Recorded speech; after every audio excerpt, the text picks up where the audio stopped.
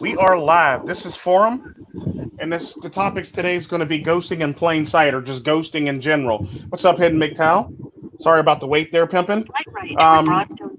Hopefully you're still here. You didn't leave us. But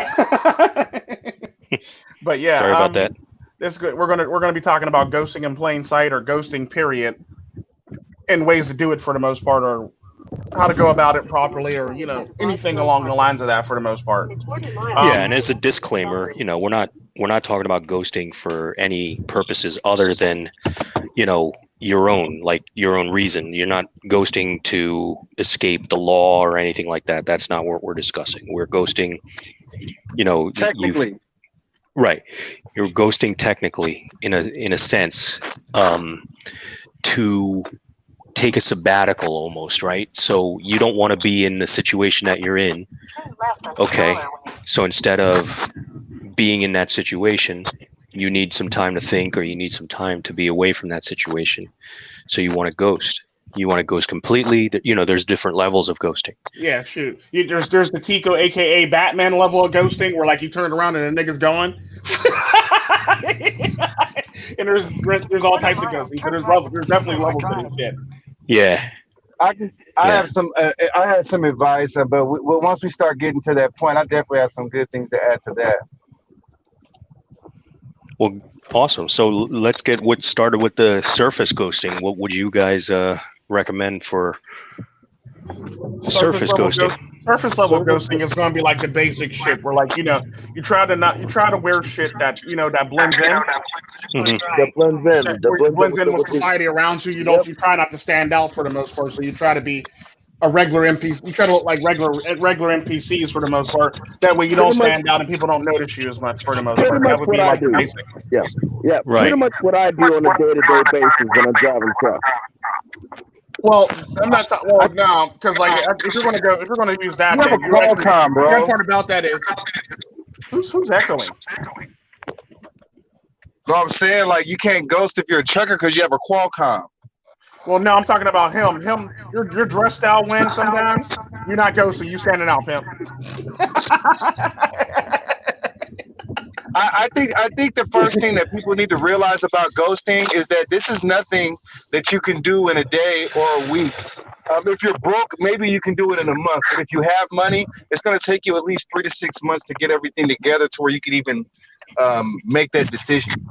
Well, Well, no, it all well, depends. It all depends on what you got going on in your life for the most part, because it can be done in a week. It can be done in less than a week. Hell, I've been known to do it in a day. Well, you have a well, security background. We're talking about a layperson. well. Well, What I no, was I'm not. saying. I'm not using security. Is what I'm saying. It's easy Well, to do. let's talk about Hold on. Wait. basics, Wait. Wait. right? Wait. So I what do was you saying. the first I thing you was got to saying. identify is what are you ghosting from. So if you're ghosting from, say, multimedia or social media or so on and so forth, then you got to get offline, right?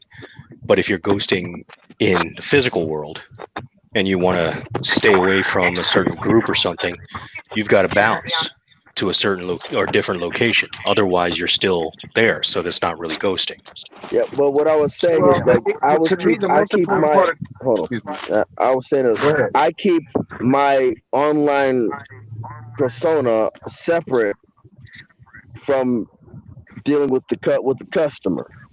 Like very rarely does somebody ever recognize me by voice, and they'd have to hit and they'd have to talk about, and they'd have to, and they I usually allow them to bring up the certain subjects, and I don't bring up the subject unless they bring it up, you know. Hmm. Hmm. And it's like I don't they a lot of people will not realize that I'm MGTOW in the wind until they actually have a conversation and listen until they actually bring up a subject and ask me on my input on it. Then they begin to start putting two and two together.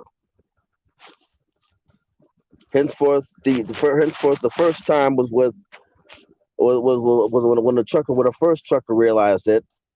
Second one, the person called me an asshole or a sadistic fucker. You know. Hmm. Yeah. but for the most part, I don't bring my online likingness out to the public unless they show that they are well, basically show that I won't get doxxed or I won't get any form of harassment letters. Yeah. Well, that's another thing, but like on top of that, we're talking about like actual ghosting, the basics and stuff like that. And I Oh, was basically like saying oh, like the basics are you got to keep your if you do that you do got to compartmentalize your life for the most part right. to some extent. So he does have a point there.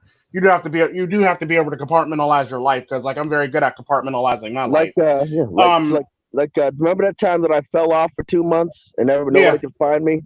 yeah, Yeah, that was that was a ghosting session, yeah, and I used Atlas. I used the Atlas a lot. Who here knows what an Atlas is? it's pretty much a nice. It's pretty much a map.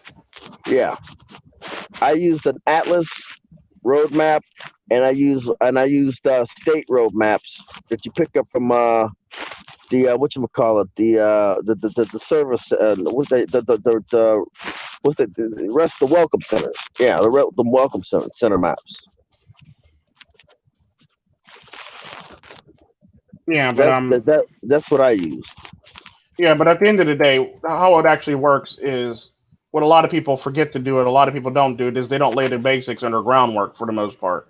It's typically how it works. So it's like now they're trying to do something and they can't really do it because they messed up and they haven't really quite laid the proper groundwork for them to actually be able to pull off their actual ghosting.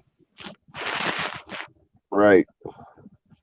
And somebody fell out. Double I fell out. Yeah. There you go. See, the most important part about ghosting, I think, is well, at least the first step is you have to remove your fingerprint and the place where people get found the most. MiGTOM said, "Double I just ghosted live." I mean, Yes, and that's how you do it. Yeah, right. The easiest way to find somebody is through fucking utility companies. Because if you know how to schmooze, you can find your way on the phone with somebody and get whatever information you need. Mm-hmm. So what if you don't have a utility in your name? Good for you. But then again, if you pay anything with a credit card, you're not ghosting. Right. Well, actually, What if you don't use your credit card? There's actually I actually own a credit card that actually doesn't have my name on it. Correct.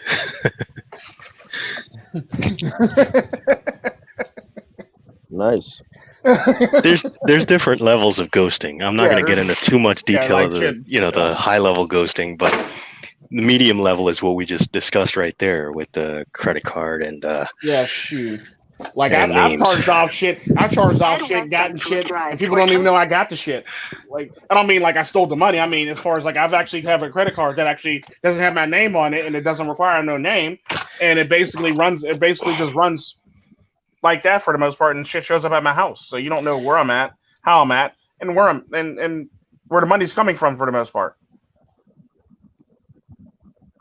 And blowjobs for gas. Oh man! Wow. Let me say hi to everybody in there. What's up, Hidden MiGTOM? What's up, Baron Yam? What's up, Psyche Soap?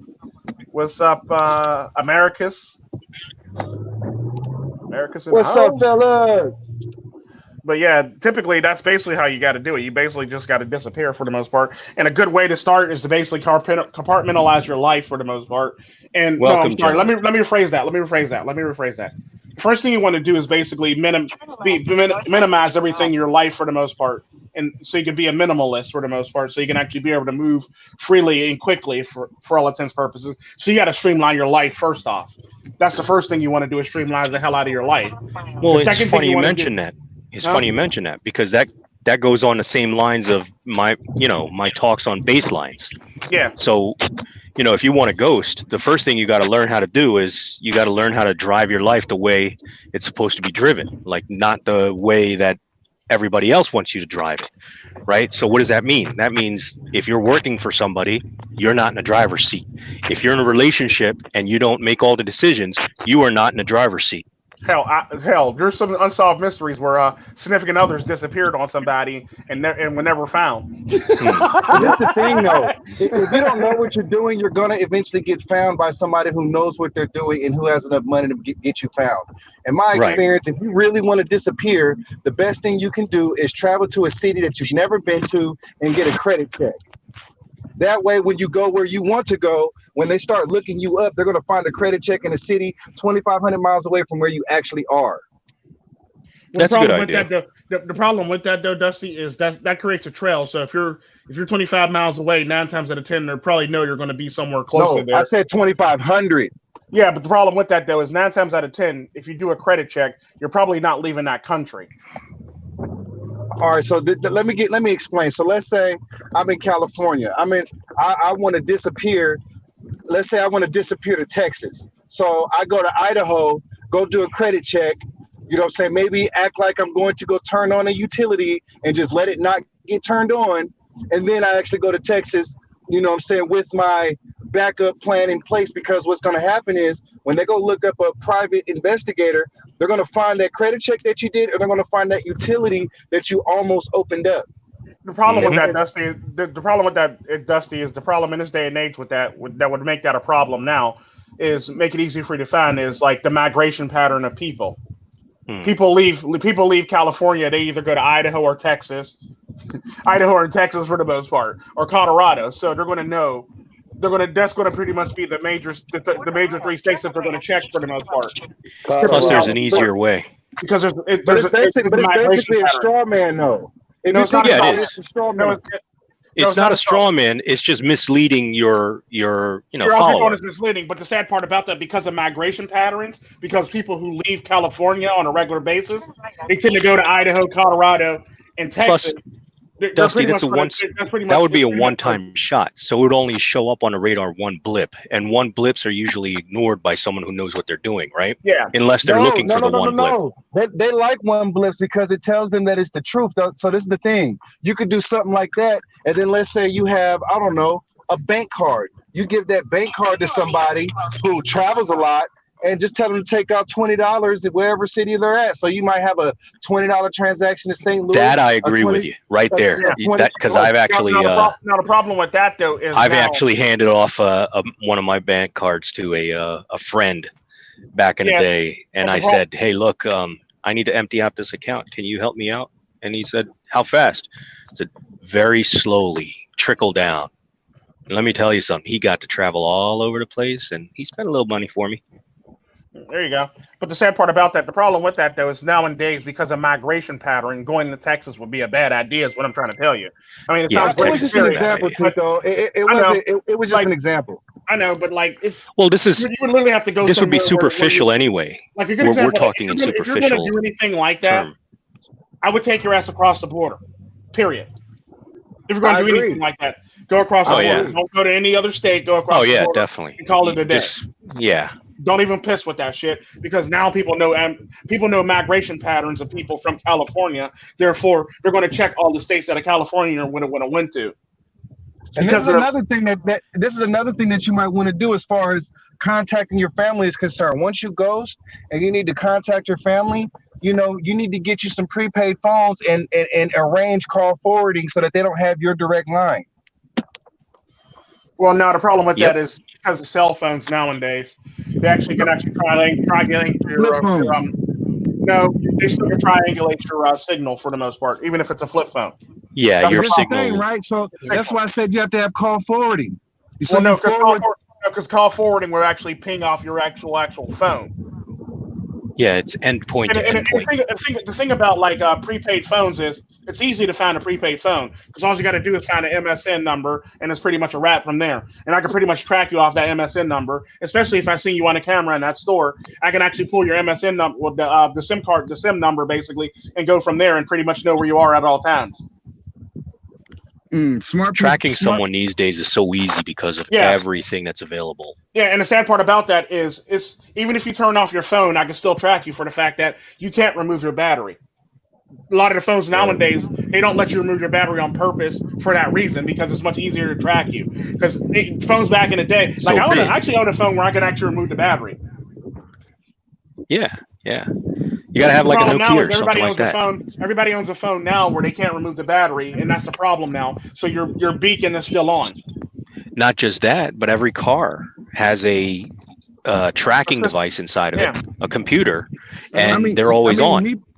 Me personally, I would only use a phone maybe once, and then I would fucking buy another one, and then I would never buy more than 2 from the same spot. Well, no, the problem with that is even if you bought it, the store you bought it from will be able to actually say, well, two phones were conveniently bought the same day or about the same time, from the same person. That's why you pay a homeless dude to go do it. Yeah, you paid it, but if the same homeless dude goes and does it twice, then what? Then the sad part about that, it's easy to turn over a homeless dude than it is to turn over like a crackhead. Yeah, it only takes about $20. Yeah, it's easier to turn over a homeless dude than it is to do it a crackhead for the most part. And the sad part about that, the crackhead may not come back with your money and your goods. The risk is worth it. Well, the risk's not worth it because a homeless guy's easy to actually toss over for the most part to get information out of. Well, I mean, see, all you gotta do is take that nigga to Old Country Buffet and it's a wrap. Yeah. But see, I'm a barber, man. I like to employ crackheads to do shit for me. Yeah, I know, but sometimes that crackhead won't come back with your money or come back, period. It's the problem, is what I'm trying to tell you. So you can't crackheads are not as reliable. Look, I'm watching you come out of Best Buy, motherfucker. You're not leaving. Well, no, the problem is if you're actually watching a person, you would have to actually be able to get a person that you don't have to watch. Because if you're actually watching a person, then somebody's probably watching you watch that person. That's typically how it works. So you gotta actually have somebody you can actually trust that's able to look over their shoulders and drag people back to where you are. Then you have to worry. It's just a lot of stuff. It's possible to do it. It's just very difficult. And if you really want to ghost on a high level, you literally have to die. Like not die, but like your parents, your wife, like everybody is like, it's over, bro. Like that's the only way you really can actually do it. Actually, no, not really. Without being found. No, not really at all. Because you can actually ghost. You can actually ghost if you, like I said, if you streamline your life, if you live a minimalistic lifestyle, or if you streamline the hell out of your life, you can ghost very easily. You can just pick up and go at any given moment for the most part. It will be kind of like how I do with traveling for the most part. Ghost, I mean live an undetectable life to where this is my definition of ghost. Yeah. Live an undetectable life where a private investigator can't find your black ass. Yeah, like I said, it's very easy. Yep. Like a good example of that is how I travel is a good example of that. Now, the funny thing about that is if you actually ride a regular plane, your name's going to be on the manifest list for the most part. Oh, Tico Tren's on this flight. This and the other. We'll catch him at the. Yeah. Wait. Let me finish. Now, go ahead. The problem with that though is a lot of times when I travel like I do like a short travel, then I get on a private jet, or I'll get on like I'll get on a jet of a friend basically. That way nobody actually knows I'm on a manifest for the most part. Or 9 times out of 10, I'll get my grandmother to use some pools so I can actually just be transported like I'm an actual like object for the most part. And that's typically how it works. So like 9 times out of 10, if I'm ghosting, there's a whole entire team involved in this shit, and there's a whole entire like there's all this shit going on for the most part. Never fly if you want to ghost. Never fly commercial, because your will show up at every ever fly commercial. Never fly commercial. You can't ghost using your miles, y'all. Yeah, you can't ghost using your mouth. Just because you're definitely not. Yeah, just because you don't got blackout dates on the time when you want to travel, that don't mean you can ghost when you're because like at the airport. And don't use your credit card points. Yeah, for real. And don't use your cash backs. Don't use your cash backs at all. Either. Yeah, no coupons. Yeah, for real. And when you go to the CVS, don't give them their number.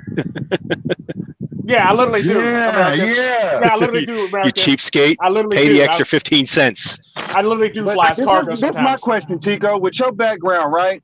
So let's say Live cargo. let's say let's say your boy Dusty want to dust it up somewhere like Mississippi, right? Uh-huh. But I don't want you. But you're looking for me, and I don't want you to know I'm in Mississippi. So how are you going to find me if I open up a utility in Washington as well as get a credit check in Washington? You're going to assume that I moved to Washington. Meanwhile, I'm in Mississippi with a place that I didn't even get a credit check for. But wait a minute, Dusty, why would you even open a utility in your own name? Like if you rented a house, you could rent a house under a business name. You can create a 1099 business, rent a house under a business name, put the utility under a business name, everything. You're not even, you got to think past the ends legis. Yeah, no, the double lie. I'm talking about using it as a cover. So you don't need to use it as a cover, because the sad part about that, now you're not living a minimalist lifestyle. Now you're trying to make shit more complicated than it need to be. It'd be basically like, what you're trying to do basically would be like, trying to tell a lie to cover up another lie to try to cover up another lie. Now you got to remember that lie now. Right. The problem with lying is now you got to remember all those lies and keep them straight. The problem with doing all this shit now is you went from being a minimalist to doing extra shit that you don't need to do. When in fact you could just slide right out the back door, like your what's his name? Exit stage left. Typically that's all you really want to do is just exit stage left.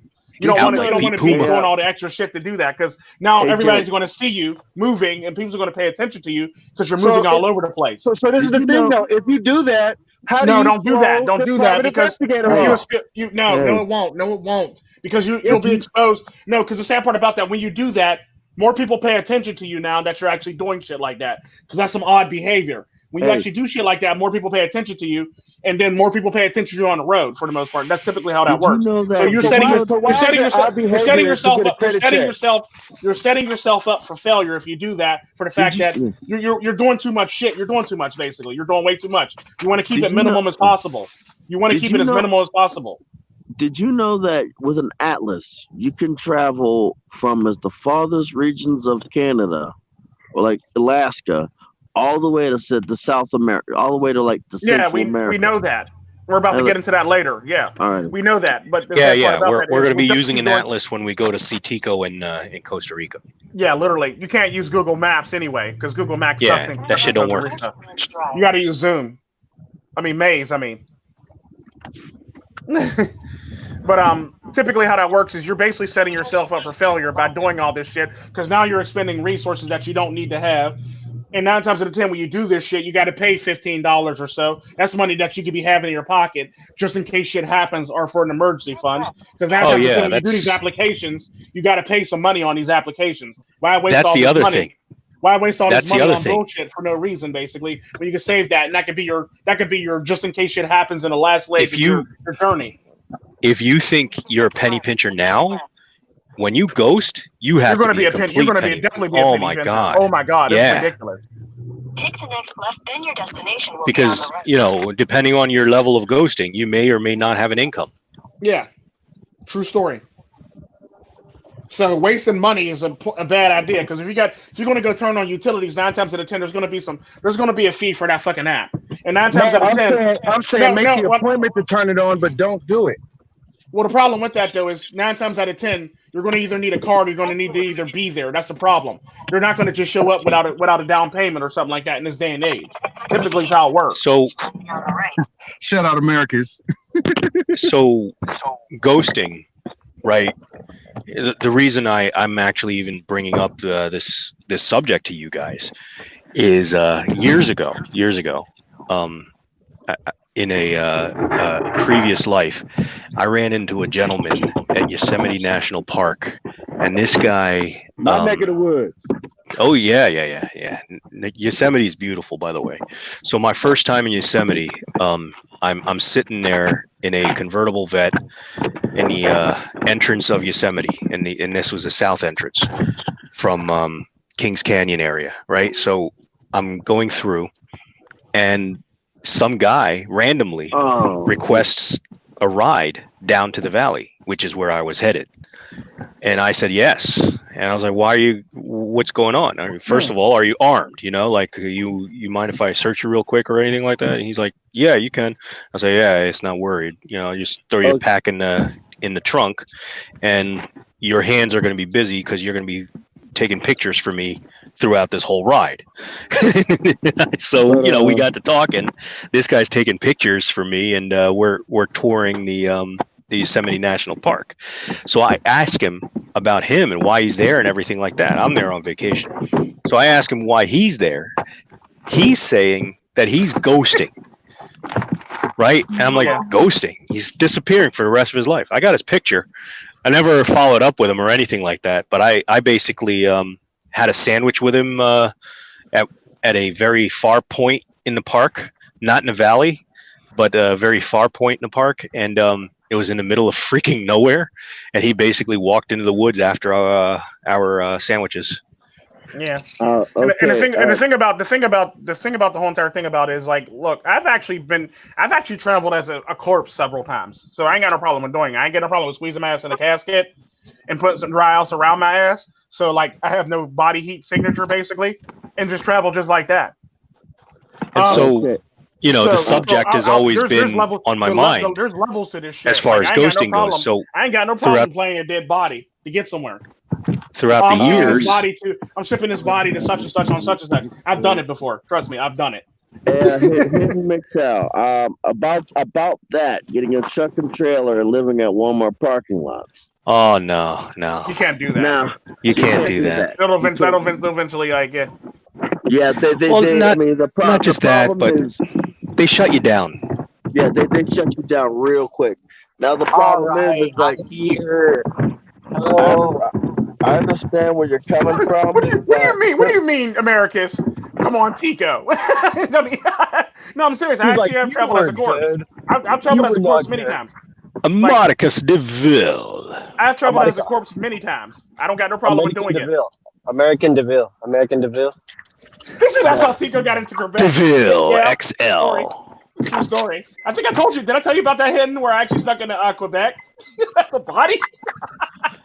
Well, my 2 cents is, the first cent is that the ghosting people make it more complicated. More complicated. And then my second cent would be, security is always at the expense of convenience. So you can ghost anytime. You just probably will die or get caught or get jailed before you live a more relaxing life off of whatever grid you're trying to get off of. Not necessarily. Not if you know what you're doing. I'm telling you. It's a good example. We haven't really gotten into look, we're in the slide, right? We're still on the beginning to the middle end of the ghosting, right? So throughout the years, since I learned, about this guy, it was really unique. I never knew at that time. The young double I in me was like, how the fuck can you ghost? It's not possible, right? Exactly. So, of course, I had to find out about the subject. So throughout the years, I learned about it, and it's made me a little bit more wiser. Number one, about what kind of things that they have that they're tracking you with, right? So not just I'm not saying ghosting in general. That you want to stop ads coming at you, or you want them to stop tracking you from doing certain things or whatever. So that's the low end of the scale, right? So you don't want let's just use Sears because they're out of business anyway. So Sears for general inquiry, right? So if we use Sears as an example, Sears wants to know, okay, how close are you to our stores? Like how often do you go to our stores? What type of things do you buy that we can carry in our stores? Those are all relevant pieces of information for them. And I don't want to give it. So I know when they do an advertisement push to my device, they're doing that. So essentially what I do is I just block the ads, right? So hard. What's that? I say you're making their job harder. Yeah, I make their job a little harder because at the end of the day, everyone needs to ghost a little bit. The reason being is you have to have a peace of mind.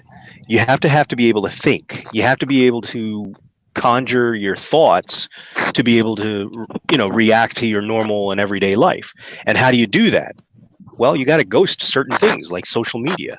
Yeah, true. And the sad part about that, this is why I always employ my children a lot, because it gives me time to actually ghost and shit. I play my children quite often, and like you show up to look for you show up to think I'm actually responding to comments, and it's Laszlo sitting in a little chair with his with his iPad and shit like that. Like we found Tico. No, we found Laszlo. You know who your daddy is? It reminds me of that scene. Yeah, I think children will lie for you better than any grown adult can be like bought and swayed. But I agree. I agree 100% with what Double Eye's talking about, and it's like, to me, it's like there is a difference, but very obvious difference between tracking and surveillance and monitoring. And it's like, if somebody's monitoring me and surveying where I'm at, that doesn't necessarily prevent me from thinking. But if they are trying to like track me down, then that's when I turn on. That's when I start to get the understand the ghosting thing. But if you just want to ghost from like everyday corporate surveillance and monitoring stuff, it's like you're putting a lot of work, a lot of energy into something that you still have, it kind of still have to be sold, I guess, me personally, on being against like surveillance and stuff, because it's like if you're not doing anything wrong, then what should you be so afraid of? Well, the problem with that is if you're not doing anything wrong, Your what are you security, supposed to be afraid that's of? what That's you're easy. afraid of. Your security and people knowing what you like, what you buy, when you buy it, how often you buy it, and what you're getting, what your medicine is, what type of medicine you take, what type of that pretty much all goes into your personality. That pretty much builds a profile about you. That's the problem with that. So now they know when you're going to go pick up your medicine, when you're going to go to the store, when you're going to go buy this, when you buy your toilet paper, when you take a shit, how you take a shit, how often you take a shit. You have a pattern basically. So that's the problem with the whole entire thing. This is why we say Chinese phones are better, and Double always argues against me on Chinese phones because your phone actually has a back door, whereas mine don't have that back door. For 60, and I get you 30 cents. I'll let it slide. Go ahead. Yeah. Okay. I feel like what people don't know about you makes you more of a. Oh, hold on. Sorry. My microphone. Did I get? We heard you, goofball. Anywho, but yeah, like it's typically how that works. You basically want to make it. But the problem is though, if anybody can track you and understand you, basically here's why it's hard to ghost anymore, because people fail to realize this, especially with Dusty's plan. If people are following you, this is your driver. Period. if people are following you, if your life is pretty much out there on social media for the most part. What you buy, when you buy it, how you buy it, when you do it, how you do Because it. Double All I this stuff. literally just said the word follower in one of his like examples. I was like, well, isn't that what people look for anyways? Like in this society, they're always looking for followers, and then now we're trying to teach them how to get rid of them. Yeah, it's just like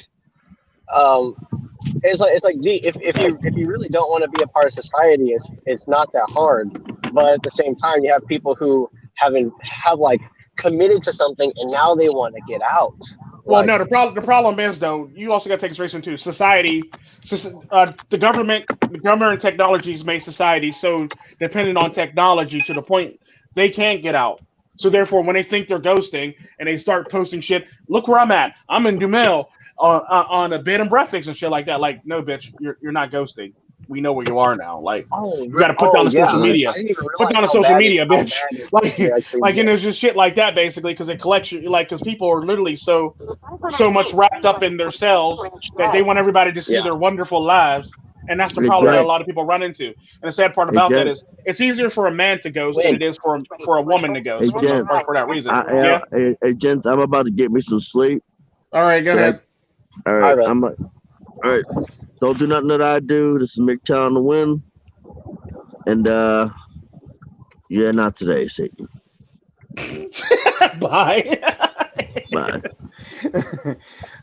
But typically how it works is it's easier for a man to actually do it than it is for a woman to actually disappear.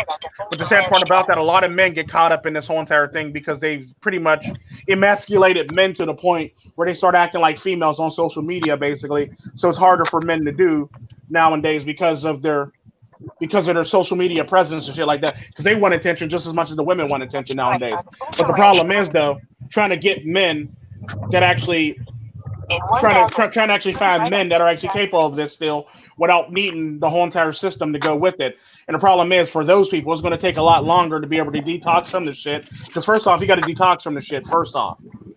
And then on Yeah, top of that, if you can't go dark 30 on social media, ghosting ain't for you. yeah, like I've been known to go. I've been known to go dark on. Like a good example of that. I remember this YouTube channel. My YouTube channel. I've actually went dark on my YouTube channel for a whole entire week before. I actually never posted on social Actually, media. no. Let me rephrase that. Before making the channel 8 months ago, I think it was like 6 or 7 years that I had ever made like a social media post.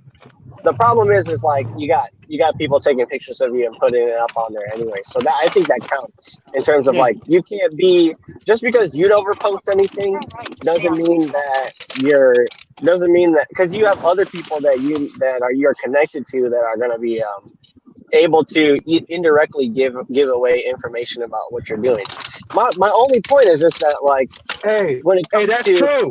And it's easy to do it. A guy like me who can schmooze really easily, I know how to get your mom on the phone and be like, oh yeah, we're doing something for him, we're trying to get together and throw some drinks or whatever. And it'll be easy to get where you are, where you work, where you live from your mom, just acting like one of your friends. So Yama's on to something with that. Well, yeah, and then my only thing is like my categories of followers. You have people doing fuck shit, obviously. Then you have people who are doing surveillance for a government as part of like a government operation or a part like they're trying to protect people by finding information that's pertinent. And then you have people. Okay, y'all going way off track right now. Y'all going way off track. We're trying to keep it simple here. Yeah, we're so far off your reservation right now. We're doing too much extra shit now. Too much. We're trying to stick to ghosting, basically. Y'all are getting too extra. Y'all are doing too much extra shit. This is not James Bond. We're trying to keep it as simple as possible here. Yeah, we're not going on the extreme end. Yeah, so we're done. We're done with that. Let me simplify my point then. Go ahead. Don't buy anything with your credit cards. If somebody's on obviously if somebody reaches out and helps men on social media and stuff, but they also want to ghost, it's like if a person feels inspired to look into your life, why be so perplexed by that? I mean, maybe they'll learn something. Maybe they'll figure something out. Maybe they'll learn something new. Well, the problem is on social media, man. Yeah. Well, the thing is though, it's actually quite easy to ghost on social media. Here's how you do it. Yeah. Like a good example is that my channel literally, like this channel right here. When I stopped doing live streams for a while, it literally went black. All it was a bunch of uploaded pre-scheduled uploaded videos that kept on going up regularly. So like we don't know when they were loaded. We know that they were loaded like X amount of time ago, and when they actually load, it says 2 days ago or an hour ago. But like if you go look at the actual thing, it said it was uploaded, 10 months ago or something like that, or 12 months ago. So you can actually ghost while you're on social media. That's quite possible because my channel has been black before. I went black on my channel multiple times for that reason. But the thing is though, like now, here's the thing. Now, so we can actually kick all that shit out the window, so we can actually simplify it and streamline this shit. Basically, you want to be able to detox. You want to be able to detox from social media. Period. If you can't put down your phone for longer than 5 minutes, fuck it. You can't put down your phone for longer than 10 days, longer than a day. Then this shit ain't for you. You can't put down your phone. If you leave your phone at work and you got to drive back to go pick up your phone, then it's not for you. Like, because I've been known to leave my phone. Like, hell, I work Monday through Friday, and there's been times when I left my phone at work, and I was like, fuck it, I'll get it on Monday. Like, legit, if you can't do that, then you're that's not for you, basically. It takes a certain personality, bro, to be able to do this shit. Like I actually got my first Android phone to actually do this fucking YouTube shit. Before that, I had a Nokia, blood. Yeah, no, but the sad part about that, you were still on YouTube via your computer, though. You weren't ghosting. So correct. Yeah, so that's another electronic thing. But I'm saying is a problem. I'm talking about but I don't have, but I don't carry it with me. Well, like Double I saying, you got everybody just ghosts just a little bit, and people are better off for it. I mean, it really is something when you see somebody who you haven't really spoke to or interacted with or doesn't know anything about the past 10 something years of your life, and if you ever run into that person again, it's just going to be strange because it's like ghosting is only beneficial to yourself. It'll only ever be beneficial to yourself, and if you want to sort of think about it as being beneficial to other people, because you have to like go through something emotional or mental or something you can only do by yourself. You can look at it that way, but at the end of the day, it's just got to be good enough that you have some, like Double I said, peace of mind. As long as you have peace of mind, you don't have to ghost any more than you have to. Because, like I said, it takes everything takes energy. Even relinquishing risk or sacrificing your relationships to work on yourself. That takes What's energy. up, Big Tie Life? Okay, again, y'all are going off the reservation again, and y'all are going too far off the reservation again. Y'all are making this more complicated than it need to be. So we're gonna make this simple. Look, first off, you got to be able to detox from social media and shit along the lines of that for the most part. If you can't live without your phone, then this is not for you. Period.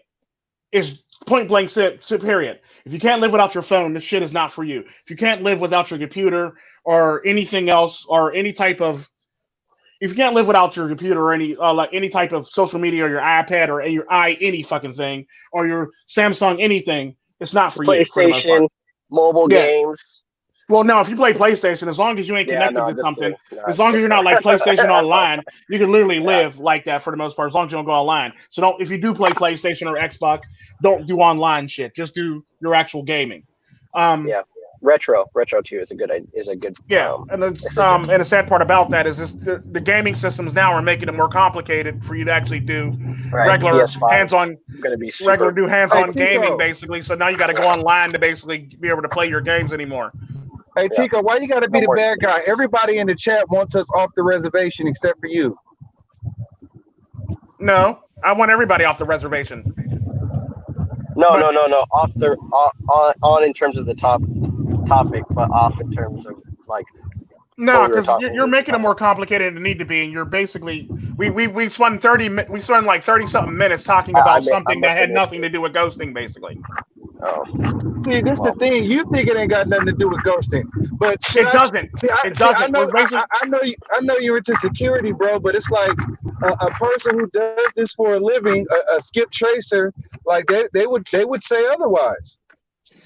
No, and it's like the average person doesn't need to worry about a skip tracer, but the normal person also doesn't need to, go live in the forest. Here's the thing. A skip tracer doesn't mean shit if you're actually ghosting. Period. If you're doing it properly, it doesn't mean shit. A skip tracer ain't shit. End of the story. Because like I pretty much move freely across the border without showing ID. That's pretty much ghosting. If you can move freely across the border, back and forth, without showing ID or having no problems and do it so seamlessly. I think that Double I would probably say that's also qualifies as ghosting. Explain but then there's like yourself, a Tico. Dark-skinned Tico, explain yourself. How do you move at the border without an ID? Easy. Easy. I can think of like 8 or 9 ways to do that right. I've never done it ever, but I can. I'm talking about through a port, through an airport. Are you like going through a border manually? Are you they do like over the border? Like a semi truck. You can walk across the border. Check. You can walk. Here's the thing that people fail to realize. If you know enough people, you can actually just walk across the border and wave to people. Like you work there and shit like that for the most part. Hi, bye. I've done it multiple times, and that's the sad part. Do take a boat to Florida or some shit? No, like literally walk across the border. Hi, bye. Where can you walk across the border? Or Americans are saying, there's ain't no way to walk across the border in California. Yeah, there is. All you got to do is just go to the nearest pier, jump off. Go to TJ. Swim around the gate and go to Mexico. That's typically how you do it. Jump off, go swimming, and swim around the gate and go to Mexico. And somehow do it without dying, right? You're not going to die if you do it properly. If you know how to swim properly, you're not going to die. Like you don't got to worry about crazy animals that close to the damn shore. Yeah, see, because that's what you're saying. I can't. I even But said you're it to not people worried about a overcomplicated, riptide? but I can't. I No, can't like if you do it in a simplify proper it. spot, if you do it in a proper spot, you can do it so easily. It's not that hard.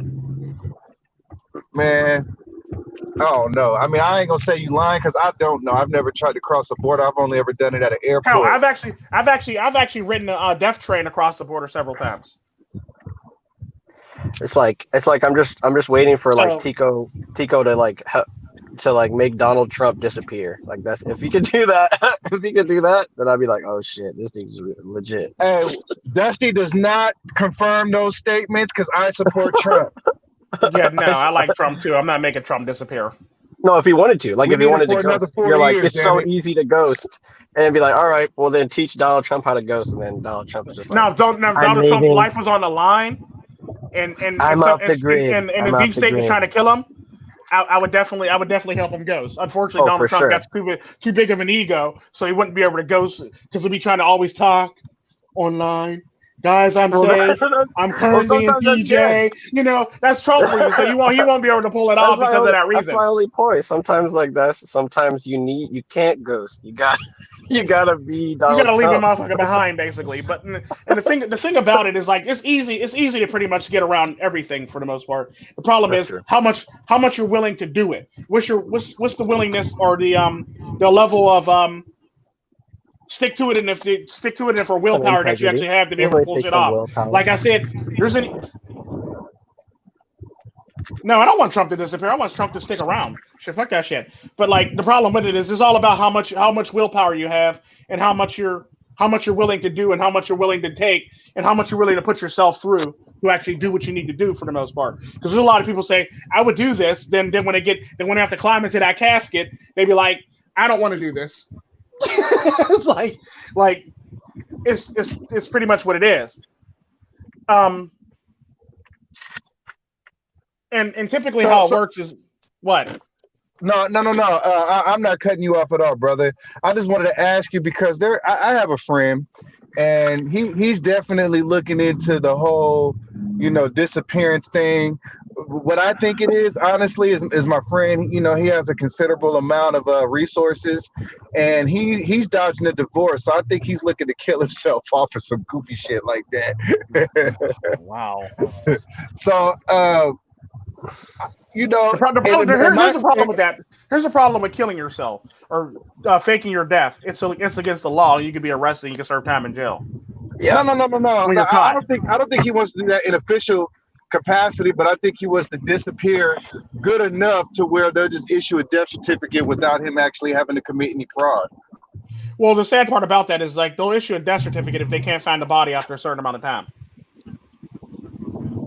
Right. If you're ghosting properly, they'll eventually issue a death certificate on your back, on your ass for the most part, and say, well, if this person's not around, this person's obviously dead. The problem with that though is after they issue a death certificate, there's still the problem of the locale able to arrest you and take you in for like committing fraud for the most part because they didn't issue a death certificate to you, which is a But who problem. commit? But see, how can they charge you with fraud if you never reported anything?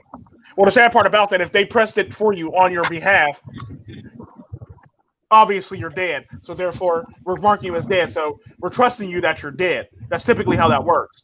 So when your government can pretty much do that for the most part, which really sucks and it's sad, but it's so true. They can literally press the issue. So if the pursuit of our happiness included ghosting, we're unable to pursue our happiness. That's what you're saying. Well, no, you gotta actually be able to do it without actually doing any extra shit or trying to break any laws in the process of doing so. Yeah. Is basically what it is. And I'm basically trying to Forget tell you about how to your do mom. it. I'm basically trying to tell you without breaking laws for the most part. Well, typically, what's not really illegal because it's not illegal to travel as a dead body. It's not. Or if you travel as a package for a diplomat. A diplomatic package for I forget the name, what they call those packages. Basically, if you travel as that, you pretty much could travel freely too. Matter of fact, that's how they move all these these participants around the globe for all of the elites. Yeah, They don't break any laws. that's not how they do it. They basically just pack them up as cargo and drop them off. on a private jet. Basically, they all go and do stupid shit. They even give them new IDs and shit like that too. That's how the police basically do it. You are not. You are this person now. They actually consider people cargo too. Yeah, people are cargo. So the sad part about that, going off that rule, it's always good to be able to mentally put yourself in a mental space to actually be cargo for the most part and travel as cargo. It's very easy. It's very easy to travel as cargo anywhere and anywhere and everywhere for the most part. But the problem is people don't think about that and people are scared. Too scared. They get cold feet and they get scared and they want to bounce out for the most part, which is the problem. And that's the neat thing about traveling as cargo, because you're just marked as cargo. We don't know what the fuck's in a box. It's just a box of, I don't know, fucking whatever. It's a box of hot tamales. I have my PSP in there. It's a box of hot tamales for all I care. Basically you're basically traveling as cargo, and that's typically how that's supposed to work. But the sad part about that is people get too elaborate with the shit, and it's easy to track shit when you get too elaborate with shit for the most part. So you basically want to keep it as simple as possible, like a casket or a fucking a shipping crate or something like that for the most part. Pay a homeless guy to go buy a brand new phone for me. So what advice would you give my married friend that wants to ghost his wife? Does he know any other languages? He speaks Spanish and he speaks Mandarin. You can actually it's easy to just two markets that you would like to be in. Anywhere in Latin America or anywhere in China. You can ghost in China very easily. Because their government is not going to report you for being over there if you're a citizen. You're basically one of their citizens, so they don't really care. That's typically how that works. If he speaks Mandarin, you basically pick any town, Chinatown. Yeah. You never see the guy again. Yeah. If he speaks Mandarin, it's better for him to go to China. Yeah. No, but I mean, in Chinatown, he can ghost easily in China. Because the sad part about that, Chinatown is so easy to ghost. Their government's not going to report you to any other government for the most part because now you're there. It doesn't matter. So go to Chinatown. No. You know how many black people are actually in China right now? There's a lot of people a lot of black people in China that actually have productive careers. So don't. Live off the that's a grid, misconception to you. Yeah, there's actually a travel channel dedicated to shit like that with black people in China. On Black YouTube. people in China do not stick out. Yeah, they don't stick out. They got Africans in China, so they don't stick out. And the sad part about that is, if you speak Spanish, you can always go across the border and live your life, and live a minimum life. Because travel. You can pretty much go to any Latin American country for the most part and live your life. If you speak Mandarin, it's better for you to be on a shipping crate to China for the most part, or do one of them numbers where they say. Meanwhile, you go to Mexico, it's nothing like that. Yeah, no, you're not going to be living on resorts. You're going to have to live off grid for the most part. So you're going to have to live a real life. So you're going to have to live a real Mexican life. It's not like, when you go to Jamaica, you're sitting there living it up at Sandals. You're not going to be doing that now. Precisely. You want to live off the grid. And this is the problem that a lot of people have. Off-grid is off land. And that's another thing that we're going to get into. Is people have a problem with amenities and needing their amenities for the most part. Sometimes you got to go bare minimum. Like when I said in one video, as long as there's running water and a place to lay my head, I'm perfectly fine. That's it. I can't go a week without shaving. I have to have a Gillette shaver. I can pretty much lay my head down and go to sleep soy wax. As long as I have running water or a stream or a creek and I have a place to lay my head. I'm good. I gotta have some sort of insulation on the building. I can't live in no damn hut. Oh God. See? And this is why you're gonna get caught. Oh, here we go. And this is why your ass gonna get caught. You gotta be able to give up your amenities for the most part. You gotta be able to put aside all your amenities and shit like that to actually be able to do so.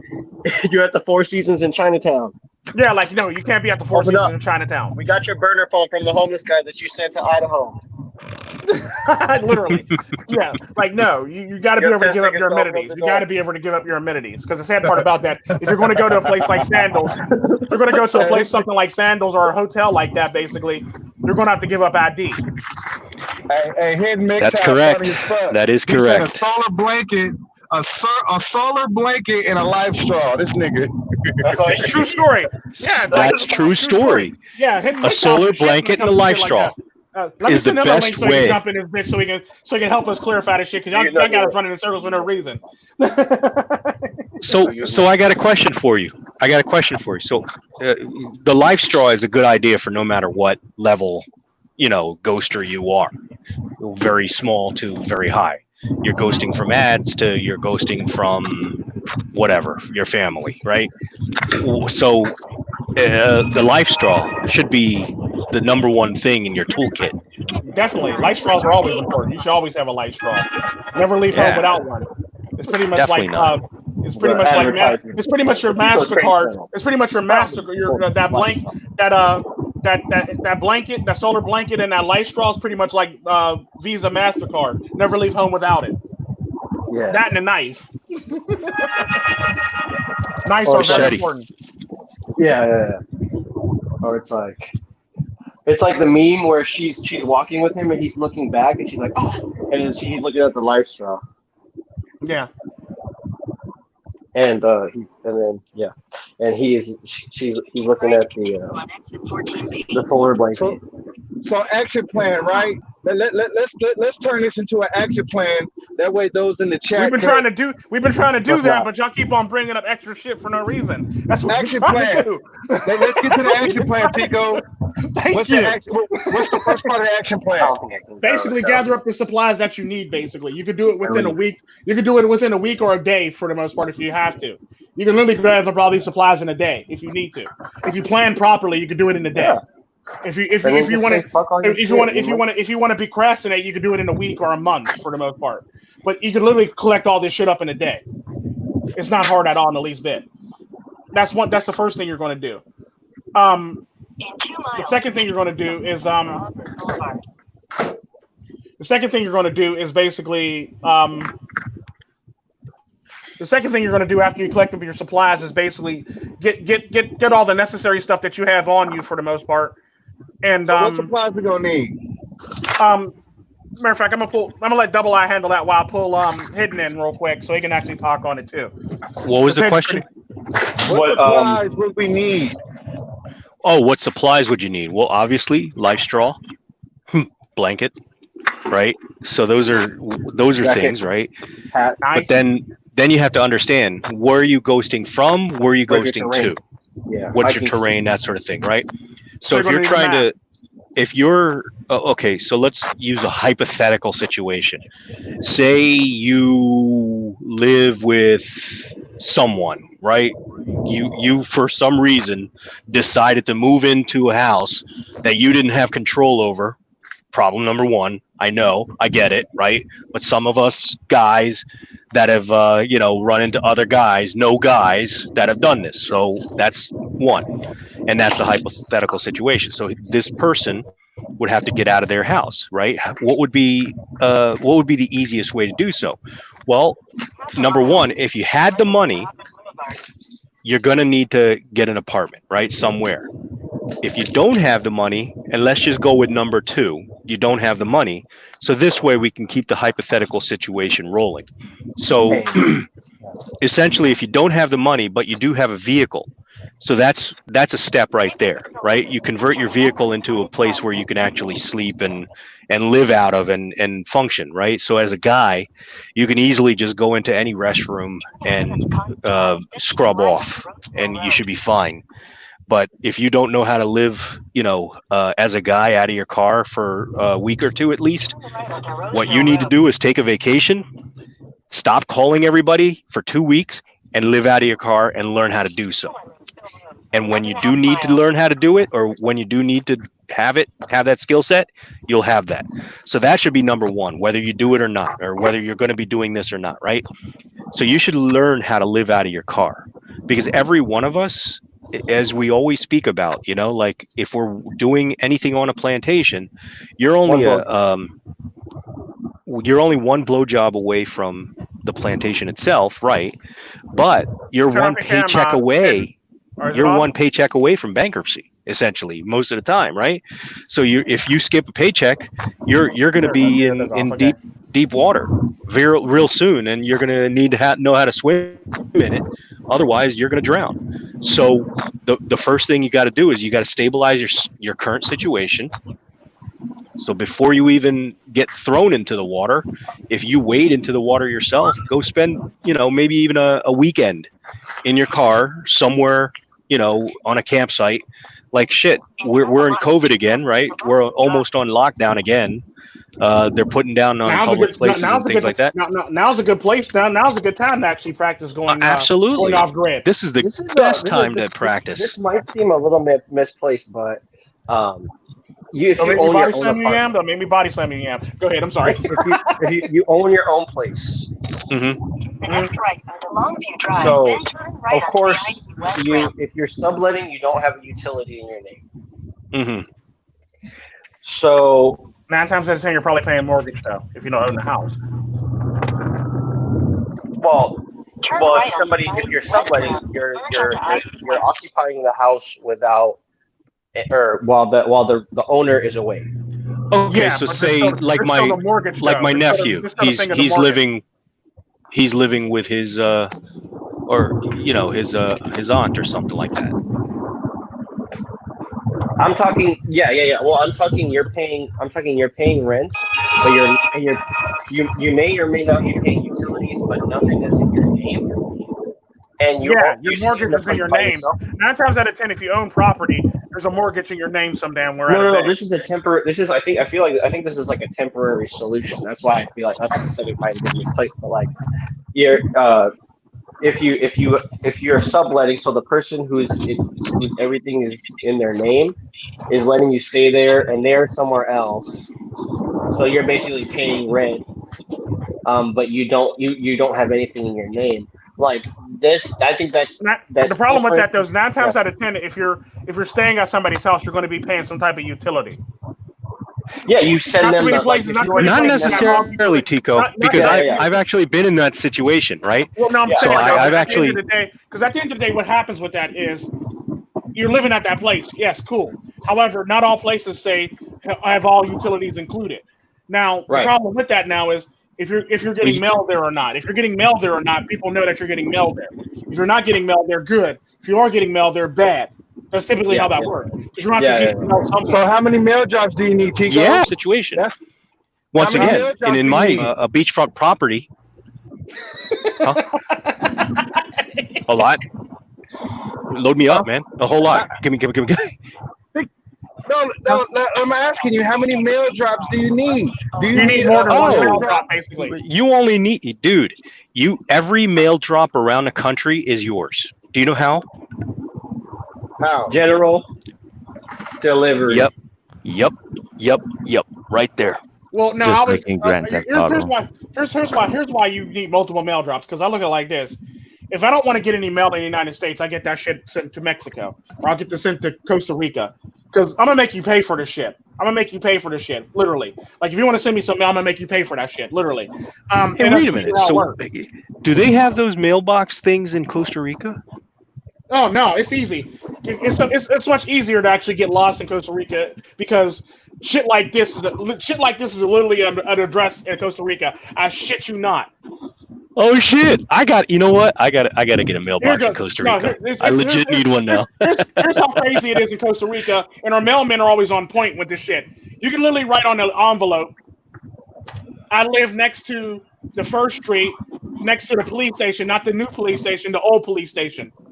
And they'll find your house. They'll find where it needs to be dropped at, literally. You can literally write shit like that in Costa Rica on mail, and they'll eventually find where you need to go. Like, literally, you can, write, I live off of X Street, next to 44th Street, but around the corner from 33rd Street, next to the post office, on the other side, but not the old post office, the new post office, and they'll literally drop it off where they need to go. And that's typically how it works in Costa Rica, because that's what makes it so easy to go off grid in Costa Rica, because you can actually just write shit on there like that, and it's really like general mail everywhere. Yeah, most foreign countries are like that. India's like that too. Yeah, like if you go into the villages and stuff. Yeah, like I live next to the police station, not the old police station, the new police station. You'll literally, they'll drop it basically. You don't even have to put actual address on there. That you can just write. You can write directions how to get there, or landmarks how to find your house, literally, and they'll find your house and deliver it to you. It's a general drop, basically. Is how it works. So Tico, how you big ain't got to is put the your name on there. Really? Yeah, you don't how even have big to is put the your name on there. expatriate community? Excuse me, I'm sorry. How big is the expatriate community in Costa Rica? It's very big. The expatriate community is big in Latin America. Yeah. There's a shit ton of white people that live in Costa Rica and Latin America. There's more white people. More white people move to Latin America than they move to like any other place. But there's a matter of fact, there's like several Playboy playmates that are retired that literally live in Latin I was America. just gonna say, it seems kind of funny to me because, like, if you look at the American expatriate community, like a lot of them are sent away or leave for like the reasons why they kind of converge. They tend to converge. Like mostly everybody's like fleeing from some sort of like legal thing, or they just like. No, it's very rarely someone's just like, yeah, I just wanted to get away from all of the glitz and glam and the hey, look at me lifestyle. I just wanted to get. Use the left 3 lanes to turn left onto Del Paso Road. Well, So like, is there a big English-speaking community there Where? in Costa Rica? Is there a sizable English-speaking community there, or are you gonna have to learn Spanish? There's one everywhere. Well, I know, like when I went That's to just Colombia, I know when I went to Colombia, I didn't find anybody who spoke English. So I Well, mean, is it's it different small in Costa pockets. Rica? It's small pockets, but there's in every country there's expats, and then by the time you live in that country for a little while, the language will come to you. hell, you could work at a job, save up money in a place where there's people that speak the same language or same language as the place you're gonna move to, and then you basically just learn the language through like osmosis and conversational interactions. Yeah. And then you know, by the time you move to the place, you're pretty seasoned in the language. You can work around like the sentence structures and stuff, and then you're in like a even more immersive environment. You'll pick up the language like nothing. Like You'll pick up learning I know language isn't Spanish, hard, especially when you have motherfucker. especially when you have to actually learn something. You tend to learn stuff very quickly when you actually need shit for the most part. So when your body's actually in need and in stress, you tend to pick up stuff quite quickly, especially when you have to keep on practicing and shit. But I'm gonna let Hidden MiGTOM, since he's in here, go on the whole entire blanket and shit like that. In half a mile, turn right What? onto Black Rock Drive. What? I invited you to talk about it. I like that. Just drop it I cold. like that. Well, you know, lifestyle, man. You can drink out of a toilet. Yeah, the life straw you can literally drink out anywhere with a life man. straw. Out of a stinky old swamp. I think I passed on the toilet, blood. I wouldn't want to contaminate my damn. Yeah, I straw. don't think I would want to No, but you're talking contaminate my life straw with You're talking about toilet living water. like Rambo. Well, no, you could literally, basically what he's trying to say is you can literally drink anything out of a life straw, basically. And 9 times out of 10, if you're going to be throwing some shit like that, you're probably going to have multiple life straws for that reason. Y'all, Yeah. calm it on down. You got your toilet You one. want to get dehydrated. You got You Yeah, have yeah, one yeah. for everything, shit, for the most part, shit. I legit carry 4 in my vehicle. There you go. See, if you got to worry about really contaminating one. If shit get real, hell, you can actually literally filter pee. Hey Tico, can you have firearms in Costa Rica? Yeah, you can have firearms in Costa Rica. Hell, you can have a military in Costa Rica if you want one. You can have a private army in Costa Rica if you want one. If you have the land. I think it's so funny the compounding nature of America. 'Cause Hey, it's like, Tico, even can you send the cartel to kidnap me now, please? Oh, good lord. This guy. I need to hit eject. So I need to hit One thing I eject. do So if I was suggest, though, running is for the I would get a Boy Scout book. Yeah, definitely what? get a Boy Scout The book. Learn how to tie Scout some Oh yeah, knots. Boy Scout book. Yeah. If they still have them Is, around, because you know they pretty Oh, much yeah. stop for women to fuck it up for everybody. It's called Actually, a there's a survival guide on Android you can download. Oh yeah, there's that too.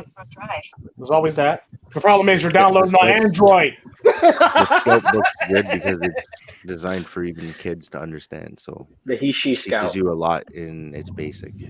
Yeah. Yeah. Basically, not hard to it's understand. travel for a dummy.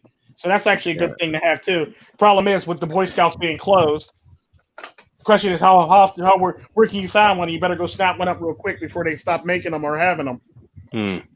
There's still scout stores around. They're That selling rare? the stock, and then you can probably get them on eBay and shit. Oh yeah, well there's that too. Yeah. See? So that's a good thing to do. That's for y'all. Snap up a Boy Scout. If you've never been in a Boy Scouts or Eagle Scouts, definitely snap up a book. Because yeah, it tells you everything how to. I was survive. scared of the Boy Scouts, man. Them motherfuckers was looking like fruitcakes. Whatever. I was actually in the Boy Scouts. When I was a kid, I was in a Boy Scouts. It's dangerous. I was in the Cubs. Yeah, Just like, call them the Ghost Scouts because they can teach you how to go. No, I got offered to go, but the dude was such a The dude. The boy He wore ghost. these high ass shorts like it was the '70s NBA. I couldn't do it. Like people laugh about that, but Well, the high waist Where else- isn't anything. where You look else like people John learn? Stockton in '86. where else do people learn how to do that, right? Like Well, that's it's better than that's what saggy. people used to do. They used to teach kids that kind of stuff. So Yeah. now, if you want to bug out, it's kind of hard to do because people don't know how to do it.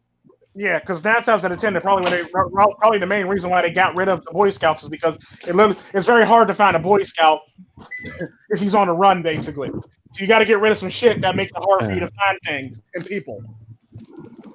Yeah, like I said, I was gonna say really with the bug whole, out like your military. yeah, with the whole you could have a military in Costa Rica. It's like I don't know if I can find a handful of people who would want to fight, who would want to be like a private military in America.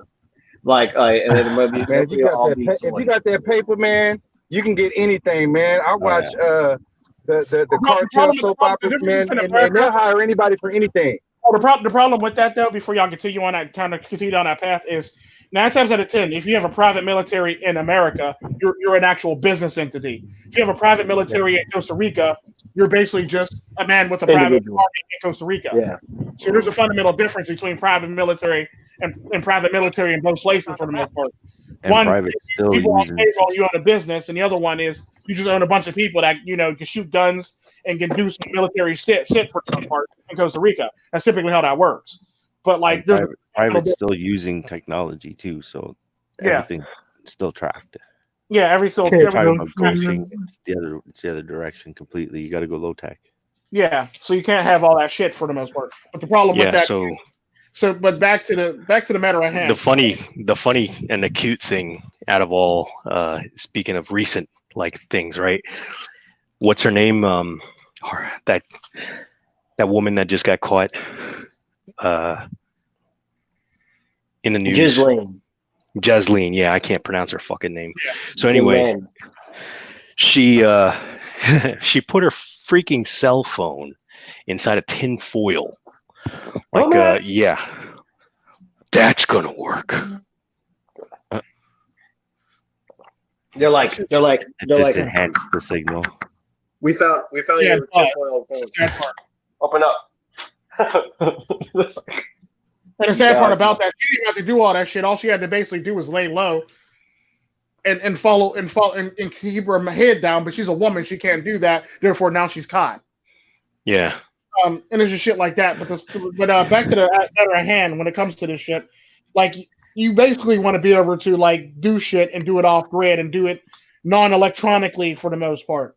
You want to basically be able to go to the store, buy a book, and call it a day and roll.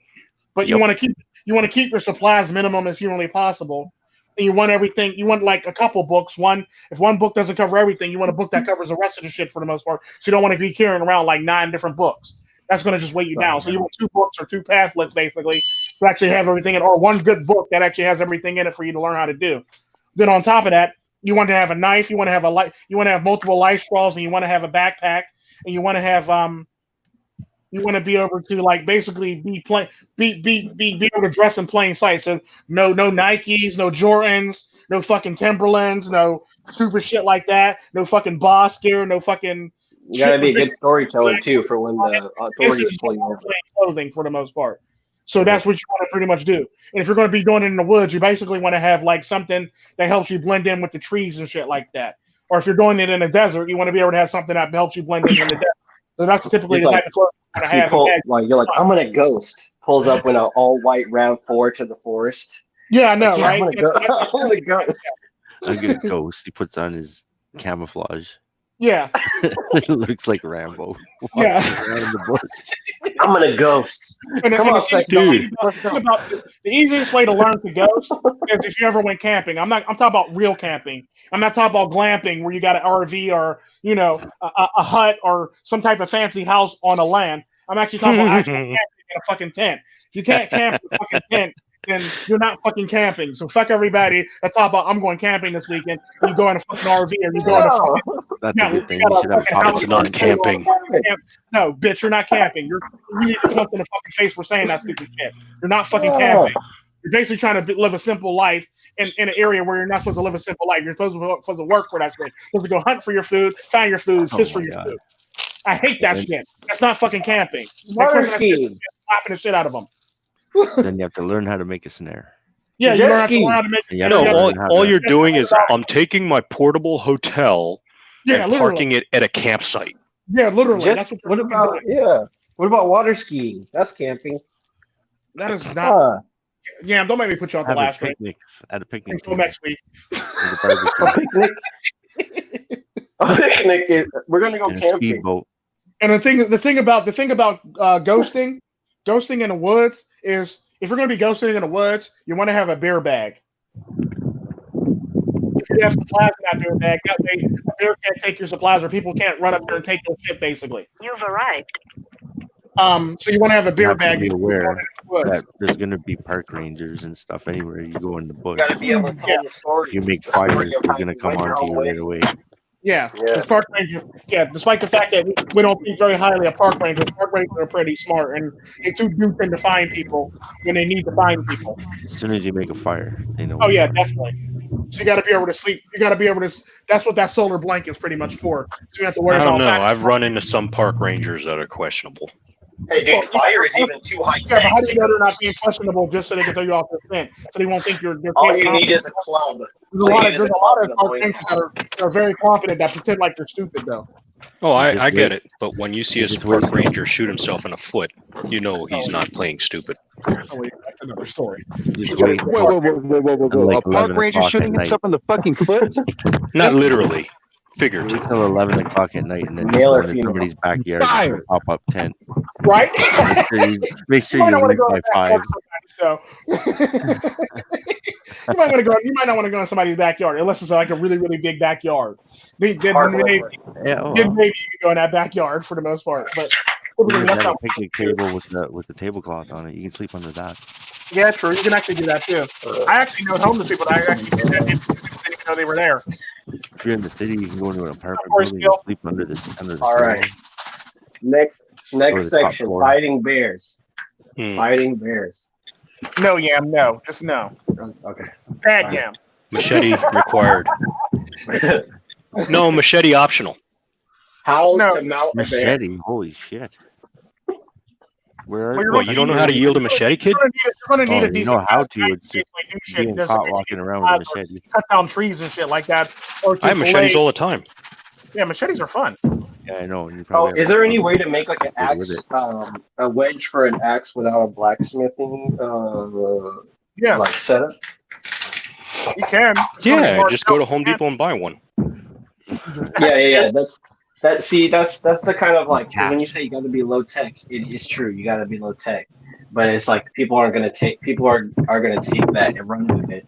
All of a sudden they're running around with like a loincloth and a big club, and it's like bam bam, like they're trying to like get off the grid. You just Yeah, gotta the problem with that though is I imagine after 30 years, you would look like basically that. you want all these supplies before you actually ghost. You don't want to be sitting there ghosting top out. I need an axe. Still, I need a supplies. you'll have to hit I need a light society bulb. at I some need a point. blanket. I need all this shit. You don't want to be doing that after the fact. You want to be able to do.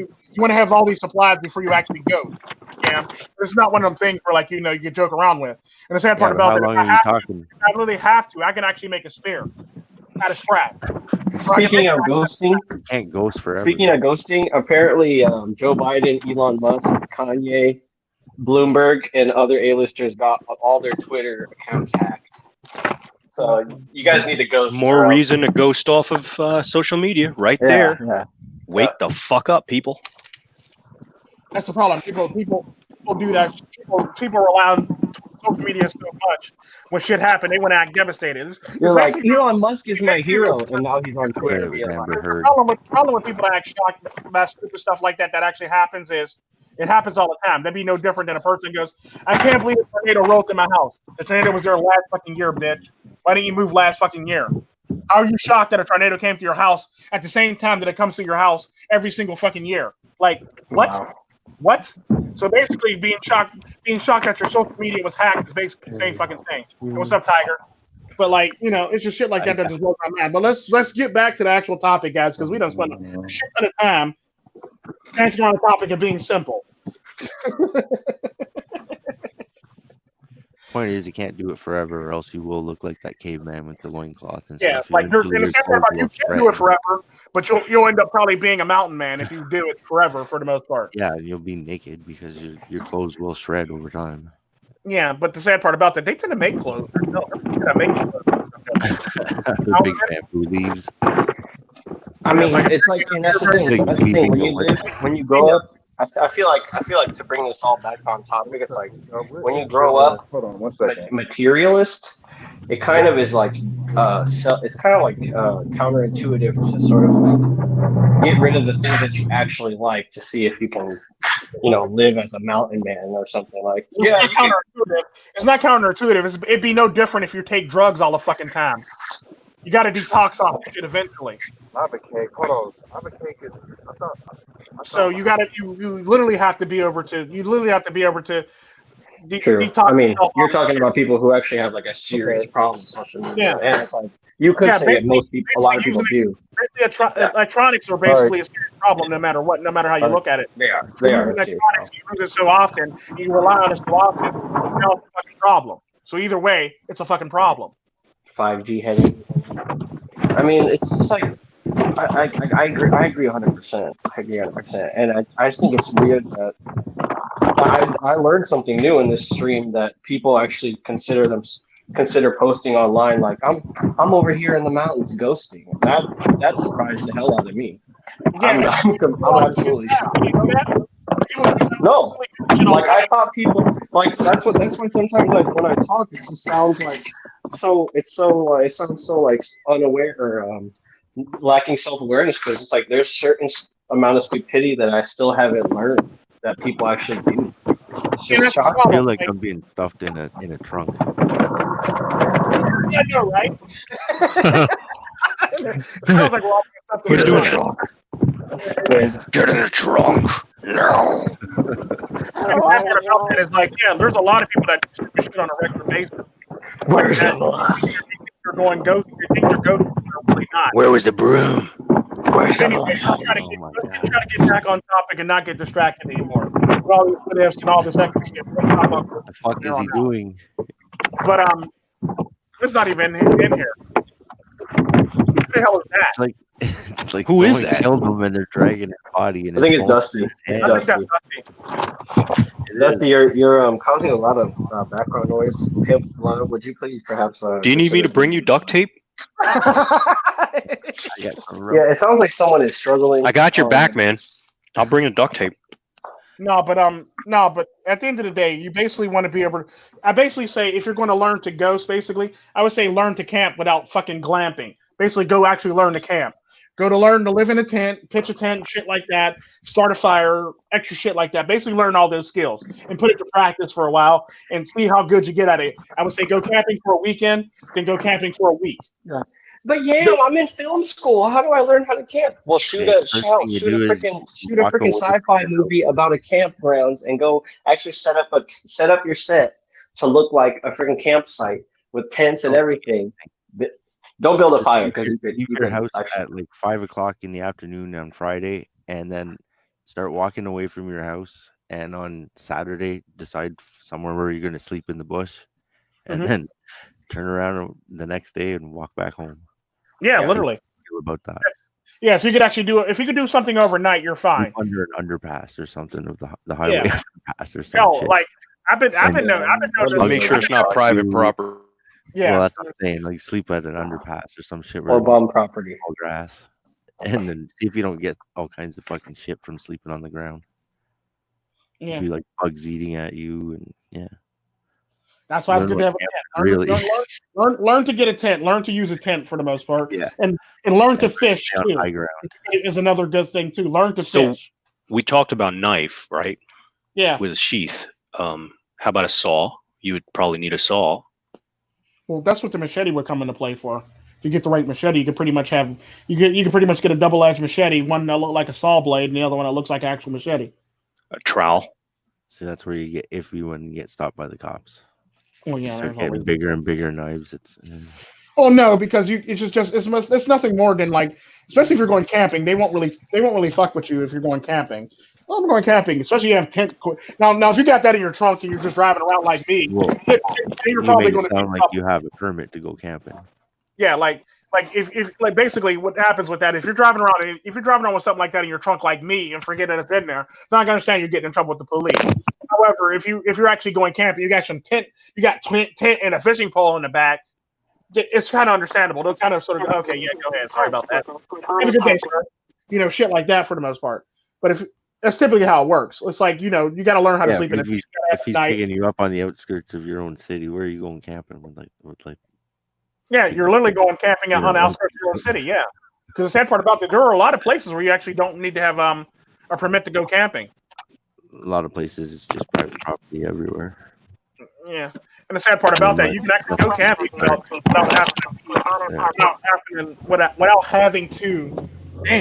having to actually, get permission to go camping or needing a permit to go camping for the most part. There's a lot of places in West Virginia where you can do that. There's a lot of places in Virginia.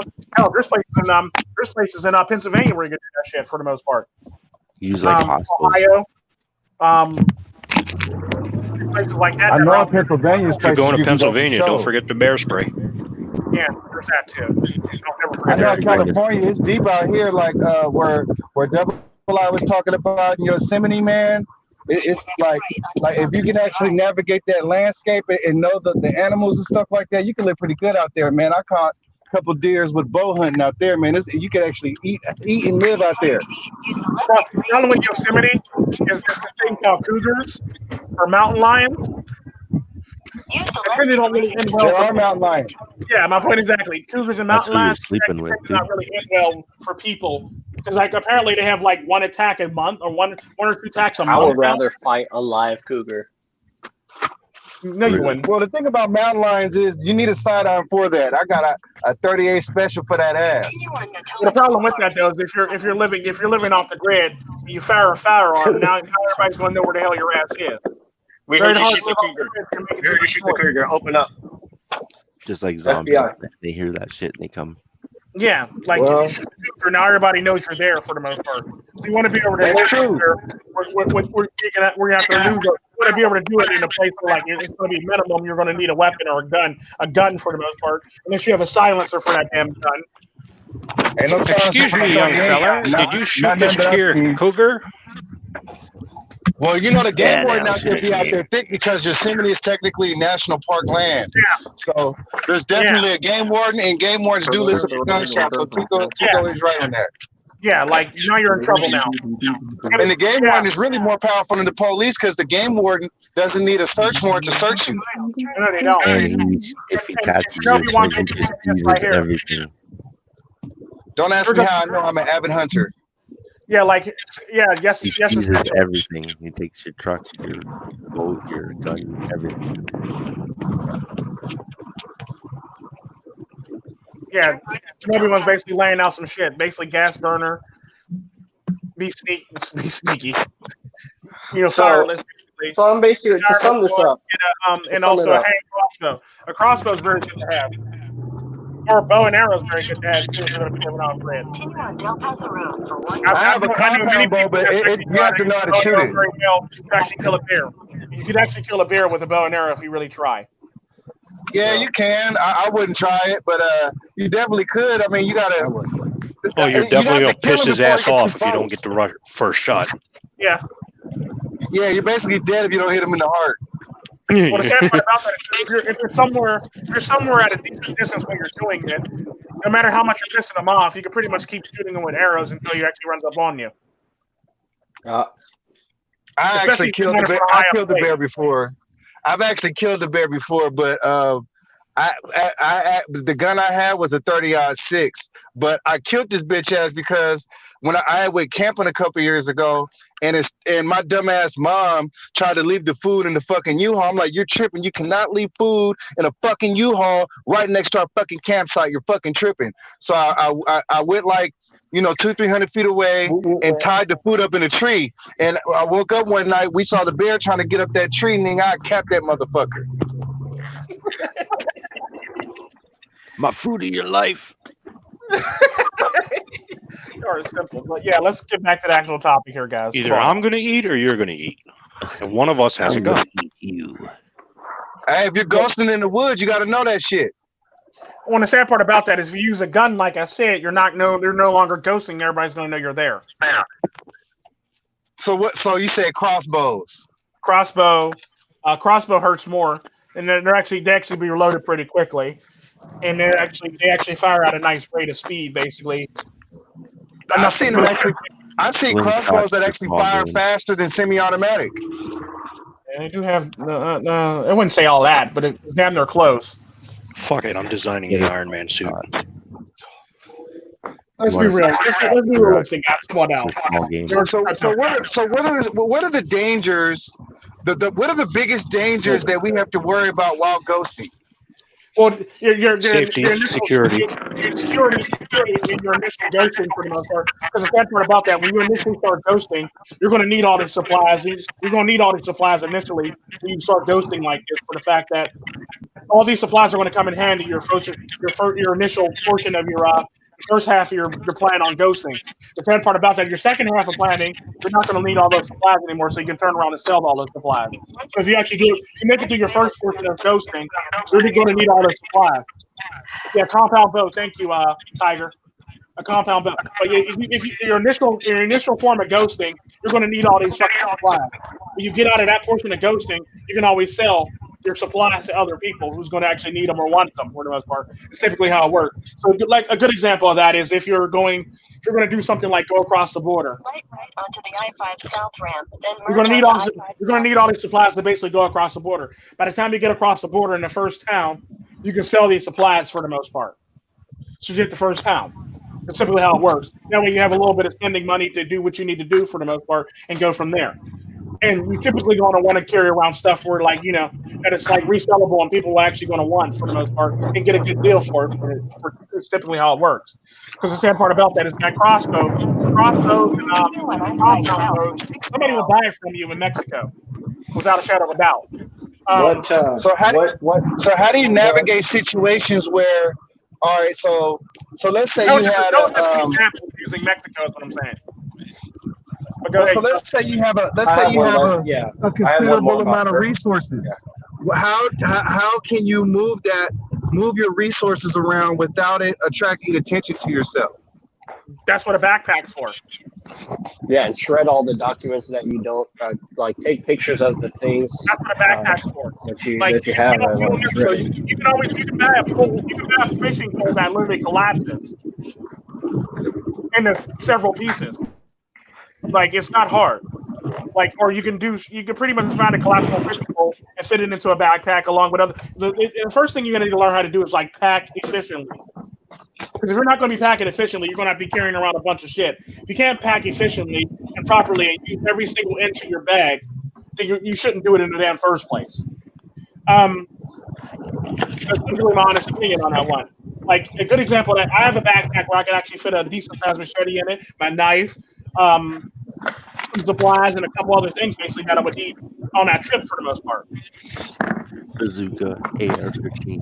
I don't know about all that now. Now you're getting a big trick.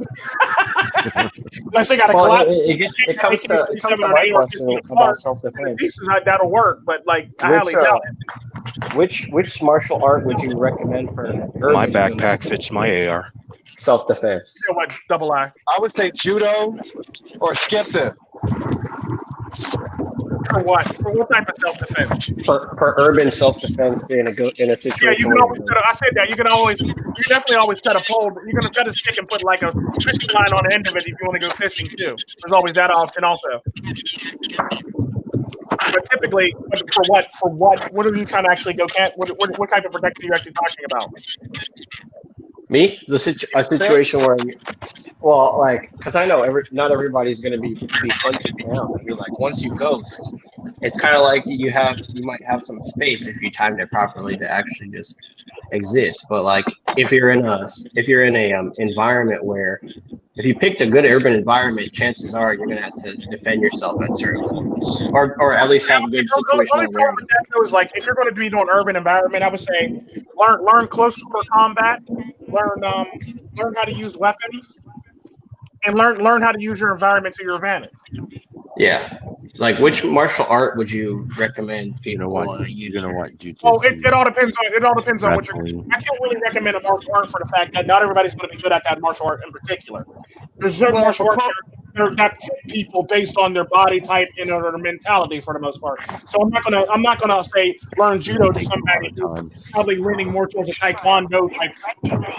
Well, I'm in the martial arts, and I'm not into a whole bunch of martial arts, but I'm into Brazilian Jiu-Jitsu and Muay Thai, and the reason I learned those because I was into the fight game, but I don't think those are the easiest ones to learn. And I think outside of hand-to-hand combat, those are probably the least effective ones outside of the ring. Well, no, it's actually because Brazilian Jiu-Jitsu would actually be effective for you for the fact that if you're in close quarter combat, and like there's this line I always say, if the gun passes my head, the muzzle passes my head, your ass is dead. That's typically where Jiu-Jitsu would come into play at. No, that's Jiu-Jitsu. I'm talking about Brazilian Jiu-Jitsu because that's what I'm talking about. Brazilian Jiu-Jitsu. It will come into play. That's only good for one-to-one combat, though. You can't fight 2 against 1 Brazilian Jiu-Jitsu. It's not working. Yeah, but the problem is, though, if you know your environment properly and you know it well, you can actually pull it off. That's what I'm trying to tell you. Join a gang and they'll jump. That's like some Jackie Chan Rush Hour shit, blood. No, I'm not talking about Jackie Chan Rush Hour shit. If you actually know your environment and use your and you think about this is where a lot of people fuck up at. They always talk about learning martial arts and shit like that. Like, yeah, you learn martial arts, but do you know your environment that you're actually trying to use your martial arts in? Because I look at it like this. If you're going to be going down a long corridor of a skinny hallway, Taekwondo is probably not going to be your best bet in that damn hallway. Like, do you know your environment? I don't know. I can kind of squeeze and do some roundhouse kicks in a tight ass space. Yeah. Are you serious?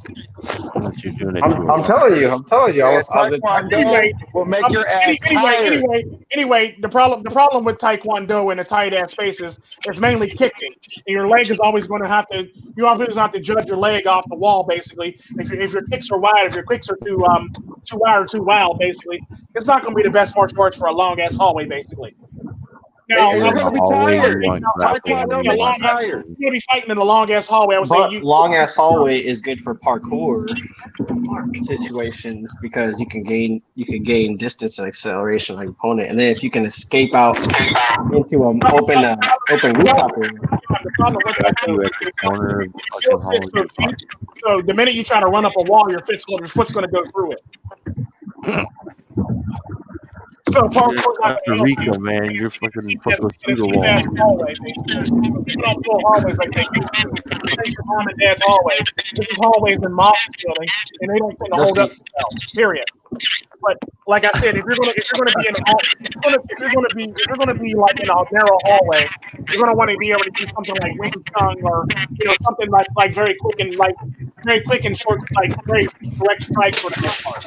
Why does Tico's echo sound like Charlie Brown's teacher?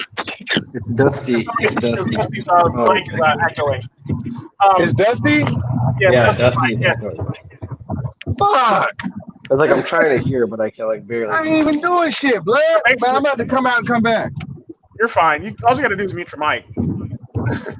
But mute my mic, then how I'ma talk, blood? You can unmute it when you go to talk.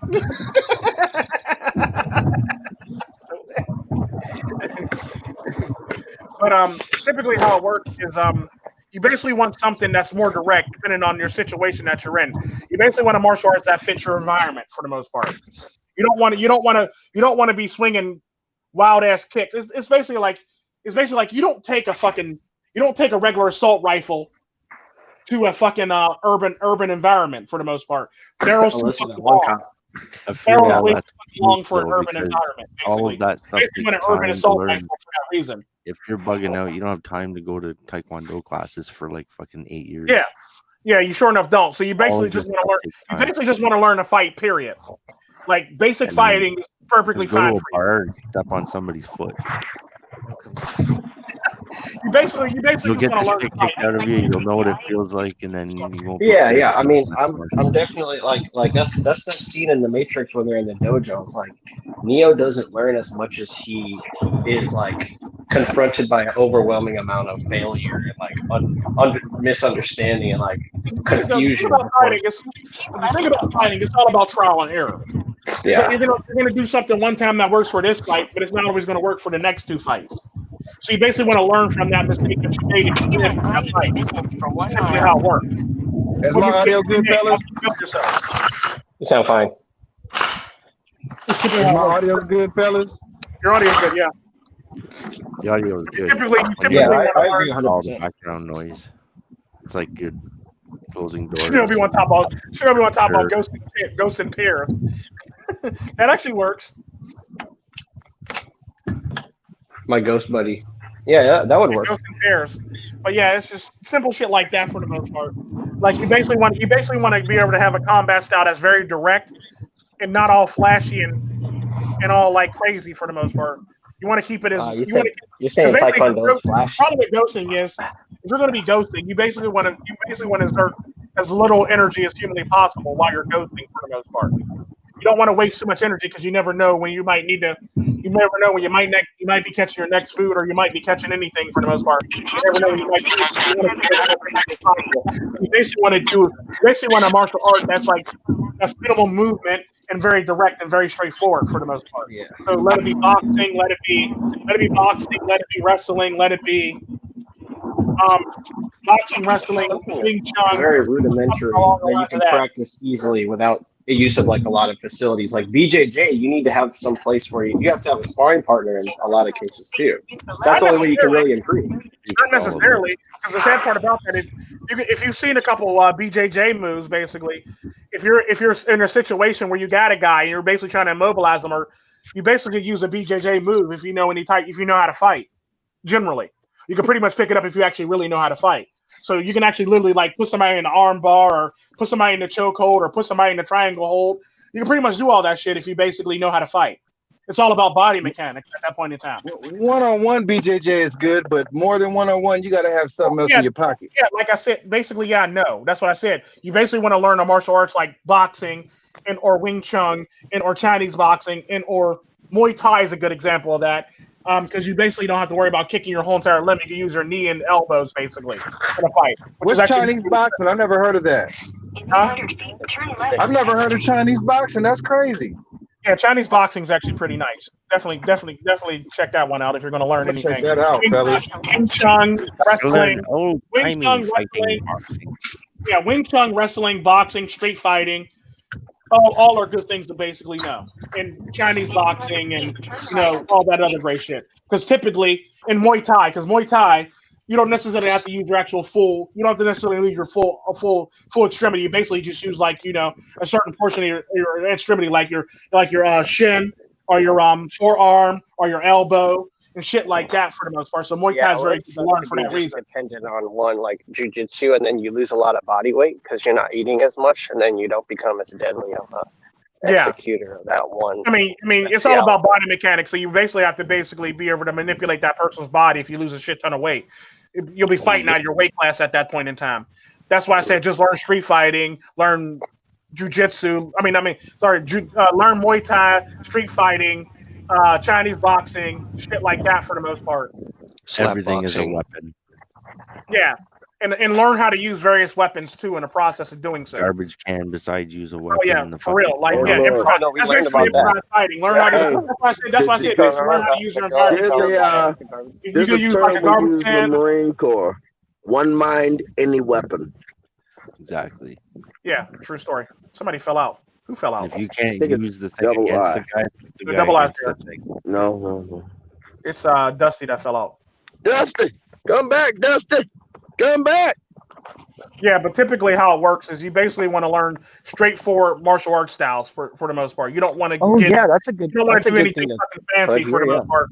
Muay Thai, like I said, regular boxing, wrestling, street fighting, And then knowledge Chinese of like boxing, tactics and shit strategy. like that for the most part. That'll be good. Still have to go I and that, learn that Strategy, kind of links yes. in with Miyagi. And environment. strategy is always With good too. environment, but Here's something you should know.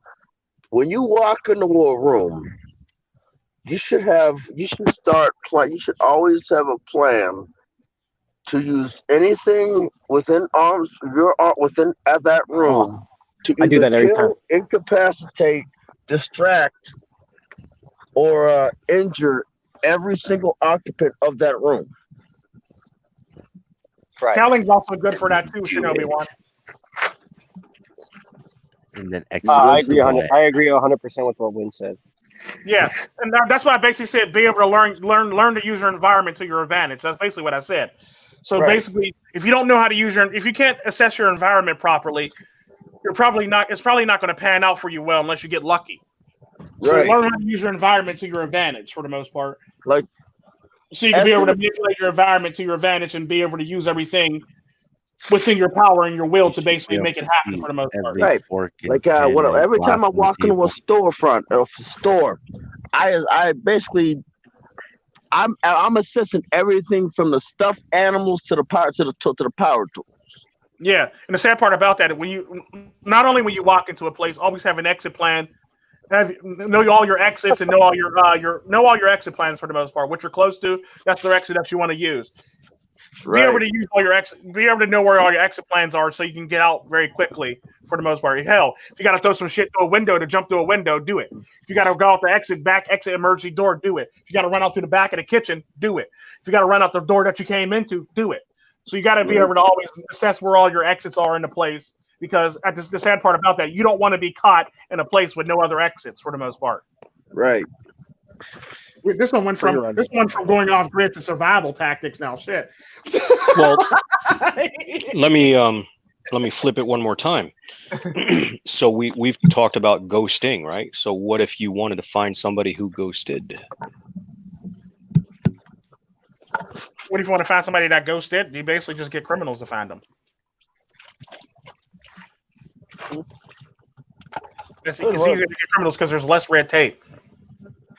True.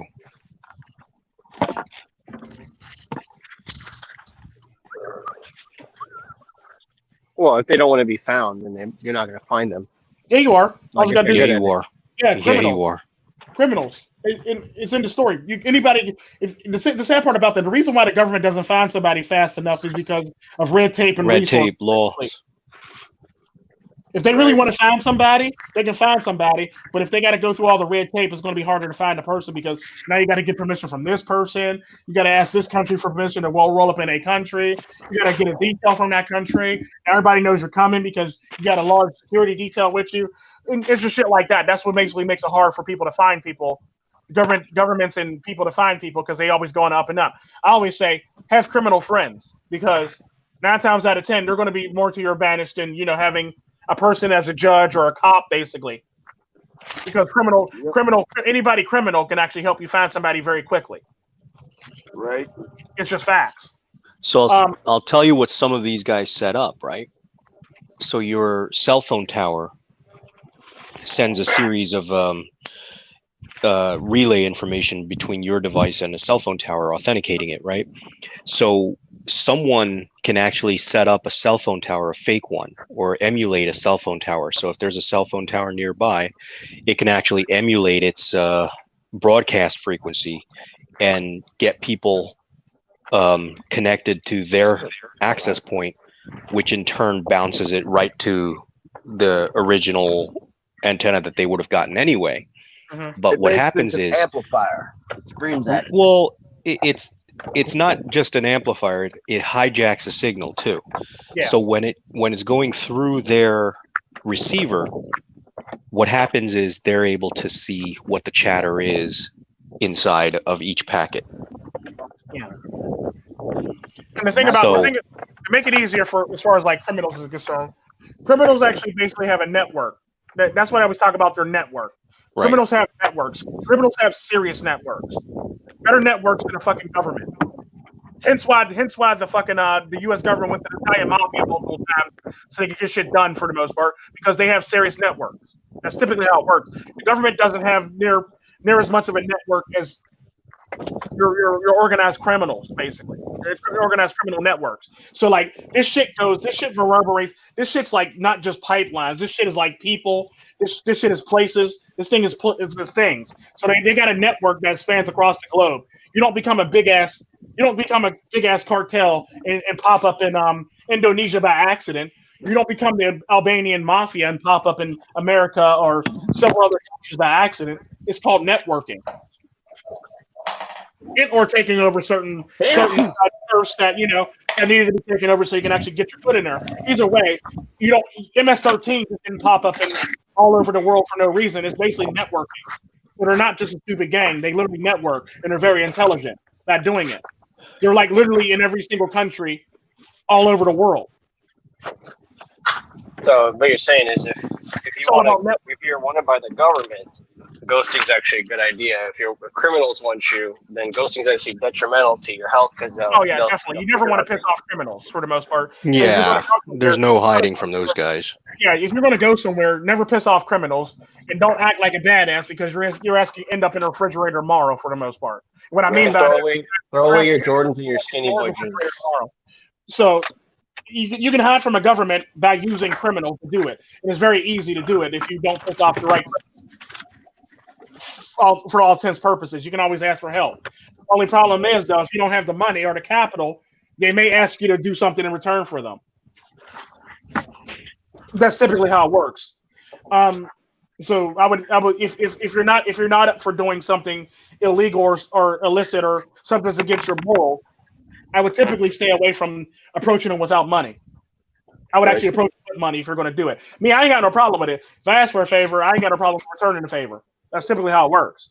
You want to be a ghosting, nice guy beta with a shit ton of cash, make you disappear. Well, no, you don't want to be a beta. You don't want to be a beta ghost. You don't want to be a beta while you're ghosting because people are going to. And you don't want a shit ton of cash either. You don't want a shit ton of cash either. That just attracts too much attention. You want just enough cash to get you through to where you need to go, so you can actually flip something or exchange something for more cash, basically. Yeah, like this Jasleen character. You know how she has 7,000 in one country, and 7 million in one country, and like 2 million in another country. And that's just dumb. That's just dumb. Yeah, because they see that account basically. So typically, you want to be able to carry enough cash on you. That's like, I'm ghosting. To get somewhere, but not enough for people to want to rob you for the most part. And I'm sure she's got these fucking bank deposit boxes and stick like that. Mm-hmm. So there's probably money that's not even accounted for. There's always money not accounted for when it comes to rich people. Oh yeah, that's another thing you have to look at too. It's like libraries, universities, city halls, police departments. They all have. If you're in the system anywhere, somebody can find you. You're not going to ghost.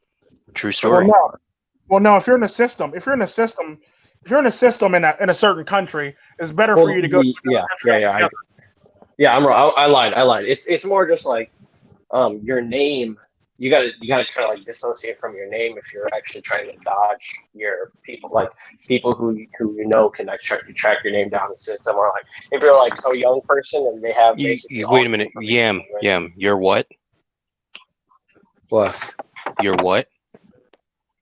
Track your name. Oh, you're what? No. You're what? Are you saying not your name?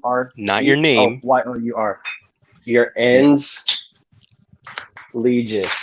Correct. Yeah. That's my boy. It's your legal name. That's right. Yeah, but at the same time, though, what you basically want to do is basically make it. You want to make it simple, but you want to have a complex plan. But you want to make it as simple so you can actually follow it and not forget. Like law-abiding citizen. Like simply, when you go off grid, you can actually go off grid, and it's very easy. The problem is, what is your lifestyle to actually be able to go off grid? If your lifestyle is you're always posting on social media, or you're always posting what you're eating, or you're always checking in at restaurants, you're not really much going off grid. Checking in. Oh my god. I've never buying everybody beers at the local tavern. Right? The sad part about that, when you actually go off grid, basically, before you go off grid, you actually got to be real with yourself for the most part. You actually got to be able to accept the fact that you're probably not going to be able to pull off a lot of shit. You got to learn more about yourself. So you got to put yourself in situations to learn more about yourself and what you're capable of and what you're not capable of, and how to better make yourself more efficient at those skills for the most part. It's simply how it works. Because if you can't make yourself efficient at those skills, there's no point in trying to go. That's typically my thoughts on it. On top of that, that's why I say before you go, I would try camping for like the weekend or a week or two basically, and see how you fare for the most part as far as survival.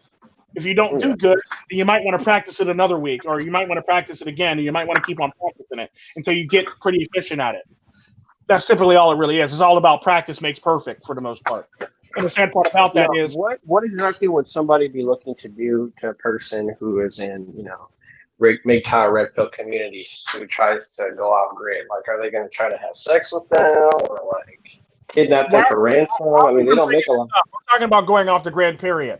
Like that doesn't matter. Right now. That doesn't matter right now, Yam. We're being serious. You're not going to find somebody if they're going off grid properly. It don't matter if you want to have sex with them or not. You're not going to find them unless you know criminal. Typically, trying to get a ride somewhere. Who goes off grid to have sex with somebody? I know, who does that? Like, what the hell? My problem is what the fuck, man? I'm serious. Like, where the hell are you at right now? Yeah. Dude, we weren't even talking about chicks. It's difficult for me to go off grid. I'm saying, like, what other than people, what physical threats are you avoiding when you're ghosting? I wasn't talking about you need to go have sex. I mean, like when you're ghosting, you basically you're not avoiding anything. You're basically safe proofing yourself and making sure everything's okay and your plan's in place for the most part. That's typically what it is. As far as you're shoring up your baselines. But like George and Lenny tried to ghost, and they ended up one of them ended up shooting the other, and the other guy got captured. It's like the best laid plan. You're bringing up George and Lenny, really? You're bringing up George and Lenny. Well, I'm just saying we're going back. I'm trying to find some sort of thing to connect this to, because it's like if you grew up. Anything, basically. This one's your turn, Tico. I'm about to put him on the screen. I swear to God, I am. This is the first time I ever wanted to put Yam on the screen. Like literally, this is the first time I can't ghost. I am no longer able to ghost. Well, you're in the military, so you ain't got no choice. Right. Until you finish it. And plus your goofy ass re-upped again, so that's on you. Hey, Win. I mean, what I'm saying is, well, even if I didn't join, even if I didn't Did you look at the mirror this morning? Yeah. Did you notice that big fucking stamp on top of your forehead that says "Property of the U.S. Military"? Yeah. Yeah, there you go. But I'm saying, there you go.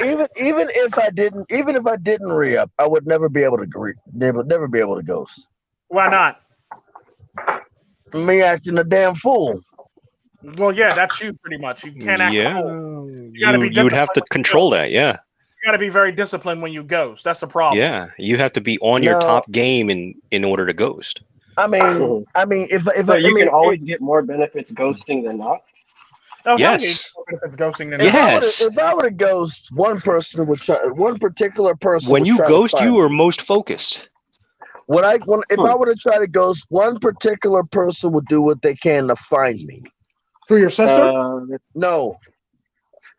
Well, yeah, her too. She knows how to find me. Yeah, that's the problem. You don't want to be found when you ghost. That's the thing. So you want to be able to think properly, logically, and strategically for the most part. If you're going to go ghosting for the most part, you're not going to be sitting up here trying to do extra shit. Basically, if you believe, but you would understand. She would know why I would be ghosting. She would know why I would be ghosting. Yeah, but the problem we're going back to your underlying thing where you said you would act stupid. The problem with ghosting is you can't act stupid. No, I didn't say I would act stupid. It's because of the stupid decisions that I've made recently. Well, yeah. Well, the thing is, you got a point, because you can always sort of change your overall attitude, but like if you already made a few things a few mistakes that make it so that it's like, people can track You you. can It's always like get rid of those mistakes. I've already talked to you you'll about how you get rid of those mistakes, but right, unfortunately, right. you don't like listening. So I'm that's the problem. in the process of repairing said mistake. Yeah, you got to actually work at it. So you actually got to have discipline. That's the thing. Right. So you don't keep on making those same mistakes. And the problem Right. with that is I might be a dick, but I know when to not be a dick for the most part. Like I I'm enjoy at, being an asshole, but I know when to not be an asshole when it I'm needs to actually in benefit the me for the most process. part. Yeah. And so I have a decent amount of discipline not to do it. So Right. typically, all you got to do is basically use your discipline and use your thought process and be logical about shit. Is this going to benefit me or is this not going to benefit me? If it's not Yeah. going to benefit me, don't do it. If it is going to I know. benefit me, then do it. That's I'm typically in. what it is, right and wrong for the most part. I'm in. I'm Mhm. basically. I'm in a process of reversing some of the after effects of certain things. You Yeah, I know. know. I know. And the sad part about that is like you basically gotta pretty much keep at it and pretty much stay disciplined for the most part. Because at the end of the day, you can't just there's gonna be times in your life where you're more qualified to ghost than not, because you have obligations, responsibilities, and I think it's just strange. It's just crazy. I just learned that now. It's like if you think Well, that yeah, you're being logical, if you don't have ghost ability, you can't ghost. yeah, if you don't have ghost ability, you can't Yeah. ghost. Like the Yeah. sad part about that, like my basic ghosting is like when I said I literally pull a Batman on people sometimes when we're in the middle of a The conversation. problem is no one I'll can disappear on bash them. you when you're ghosting because you're gone. You don't exist. It's like no one can Well, no, I'm bash the talking about ghosting. like I say basic ghosting basically where like I'm holding a conversation with somebody and they turn around and I'm gone. Like Batman, like like you ever see them Batman scenes where he just disappears on people while they're in the middle of a conversation? Yeah. Or middle of a thought? Or middle of a rant? Smoke. Yeah, All this that's time. typically what I do to a lot of people any damn way. Give me 1 second. That would be good practice. That would definitely be good practice. And it's And I and would like. I another think thing when it it's comes to ghosting too, you basically want to be able to wear a pair of shoes or boots or shoes that are very comfortable where you can run in or you can move easily in and that's not too heavy for your feet too. So you want them to be pretty lightweight for the most part. That way you be able to apply yourself in combat and be able to run when you need to run, be able to climb when you need to climb, and be able to move just in case they get wet for the most part, so they're not heavy and weighing you down. Be able to kick a nose off. Yeah, you never know when you have to kick a nose off or kick somebody's forehead off. Either way, no, I'm just being silly on that one. But yeah, it's gotta be quiet. You want some shoes that are very lightweight for the most part. That just in case that happens with them, you ain't got to worry about water weighing you down, or you got to worry about any Something that doesn't stand out either, because those shoes have to work with multiple outfits. Yeah, or they have to work with multiple terrains too. Right. Like a face. Yeah, for the most part, yeah. So typically, that's what you want. You want to be able to adapt to shit like that and be able to do shit where you can actually get in and out easily. And if you need to pack them, you can put them in your backpack and keep it moving for the most part. I actually have a pair of Where's Dusty at, man? I haven't heard Dusty say something since for like the past Yeah, Dusty fell out. He's gone. Oh, he's gone. Yeah, like, I was reading some directions here on the Qualcomm, and I was also looking at how long basically I was reading some things on the Qualcomm, so that basically when I get there, I know how much time when I gotta leave. Well, okay, so yeah, I mean, it makes perfect sense to me. Like, I agree 100%. That you should be able to think logically and clearly, because that's pretty much just never bad to be able to do that. And if you're not able to achieve that without ghosting, then I would say that you guys are right. That's definitely. Yeah, you always got to have a clear mind. You always got to think logically. Yeah. You always got to think strategically. You always got to think. You always got to be just a few steps ahead for the most part when you're actually ghosting. You also got to think about all the stuff around you. Let's pause there for a second, Tico. Let's pause there for a second, because when we say clear mind, right? So we're all kind of going through some basic stuff here. I wanna be very clear in the explanation and not have any question as to what we mean by clear mind. So please expand your thought. Basically, you want to be able to think. You basically want to be able to think on your toes. Okay, if you don't know what I mean, I'll explain it then. That's fine. Okay. So essentially, when you meditate, you're clearing your mind of thoughts. You're hearing silence. You're allowing your mind to put away, the different things that you have as far as data from the day or from, whatever. So meditation and clearing your mind of the noise that is actively inside of your head will allow you to focus and think more Here's the clearly. thing, right? That's a nice approach to it, but at the end of the day, most men can actually meditate by just doing a regular hobby like fishing Or at their job. or whittling. Well, like I was Like thinking, I like said, if you're I double got a side, fishing pole in my Like you can truck. pretty much Yeah. clear your mind Right. that way. Most So men, you don't really most need men meditation. in normal lives, not oh, in a situation where they have to ghost. Well, no, because if you can do that in regular life, you can pretty much do that while you're ghosting. Oh, I are look you at like kidding me? With stress, there's certain people that can't enter the zone. Like, good take example. for instance, No, but here goes. The thing about a lot of men, because a lot of comedians joke about this shit all the time when it comes to men. Like Mhm. a man can literally think about nothing. He can literally think about nothing. yeah. A It's man like has how's a that? man has How's that the different ability from to think meditating? about nothing. Women think Yeah, how's about that everything, different from anything, and meditating? everything, and a man can literally sit there and think about nothing. So no matter how stressed a man is, he can literally think about nothing for about 5 minutes and be fine.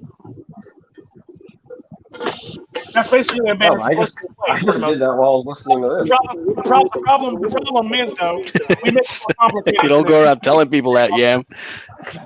Like I can literally like a good example is like I literally sat here for about like a good 35 minutes of this whole entire live stream and thought about nothing.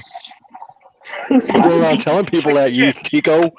Like legit, I thought about nothing for 35 minutes of It's this like, live look, stream. I can think about nothing. Like He thought he was legit, like muted. it's not hard. Like men do it all the damn time. Like hell, the most basic man, the most basic man is probably more than the most smartest man. Like a Well, caveman. I was gonna just say input here. Like it's weird because like some of this ghosting stuff, it's like some women who are really good at it. It's kind of like it comes second nature to them. And it's like guys have to learn it. And No, that's like you don't have to learn it though. You're making it more complicated than it to be. Actually, women don't know how to ghost. Women know how to sneak around, but women don't know how to ghost. Because women They always know have how that to ghost in the hunt. party. Seems like a whole like to make this The right price. Women don't know how to ghost. No, women don't ghost at all. Men can ghost. Men ghost all the damn time. Hell, men ghost in the middle of a conversation. Mentally. Men can mentally check out any damn thing. Women don't check it. Women can't mentally check out anything because they always have to think about shit, always have to be in shit, or always they have to only talk check in. about shit, or always want to They be. always check in. They never check in. They're always checking in for the most part. Men check out. Like a good example of that is a man. If you ever see a man and a woman's just yelling at him, screaming, and he's sitting reading his newspaper, he literally just ghosted out on his wife. Literally, if he's reading a newspaper and he's not even responding to her, he's just flipping through his pages. He literally ghosted out on her. That's That's typically when he gets the baseline. frying pan. So yeah, yeah. But typically, a man can ghost in any way, shape, or form. Men are good at ghosting. The problem is though, when a man ghosts, that bothers everybody because now he's not listening to me, and now he doesn't really care what's going on, and that bothers women for the most part. That's typically what made women attracted to you in the first place. Your ability to not really give a shit because you're nonchalant to any situation. So whenever you see like TV shows where men are literally reading a newspaper and smoking a pipe, and a woman's just and he's sitting there just reading his newspaper, puffing on his pipe, like she ain't really going on, like she ain't going nuclear warhead level like 9,000. He's sitting there just reading his newspaper, like shit ain't going on in his house. That's typically what it is for the most part. Men always live in blissful state. Yeah. Ghosting and nonchalance kind of have to go hand in hand. You can't be like neurotically trying to avoid human contact. That would probably end you up in the wrong situation. And now that you brought up human contact, the thing about ghosting is now if you're going to be ghosting, if you actually need supplies, now you got to know how to communicate with those people that you come into contact with. Can you trust this person?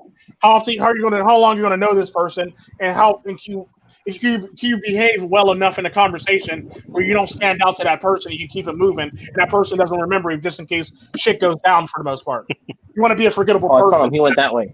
He went that way. You want to be a forgettable person. You don't want to be basically what I'm trying to say. You don't want to be MiGTOM on the win.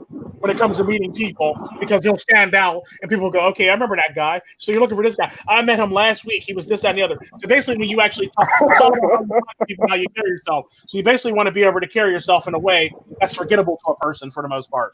You met the person once, then a person forgot about you. So it's all about how you interact. If you're straightforward with your interaction, if you're not eccentric or wildly hand moving and shit like that, you just basically want to be very subtle in your conversations with people. That way, they forget about you. You're just a blip to them. Nondescript. Yeah, you basically want to be nondescript as humanly possible. I would even get a journal and start practicing. You basically want to be able to blend in for the most part. Practicing like written communication skills that blend in. Practicing having like different handwriting styles. I wouldn't even try to back if you're really passionate about like with train wreck. Passionate with like. I was talking on the CB, letting these drivers know that I wouldn't even bother trying to back into that shit, But typically, you basically want to keep it as simple as possible. You want to keep your interaction as simple as possible. You don't want to stand out to people. You don't want to be all extra about the shit. You just basically want to keep it as simple as humanly possible. No ifs, ands, buts about it. You want to keep it efficient and simple and unforgettable.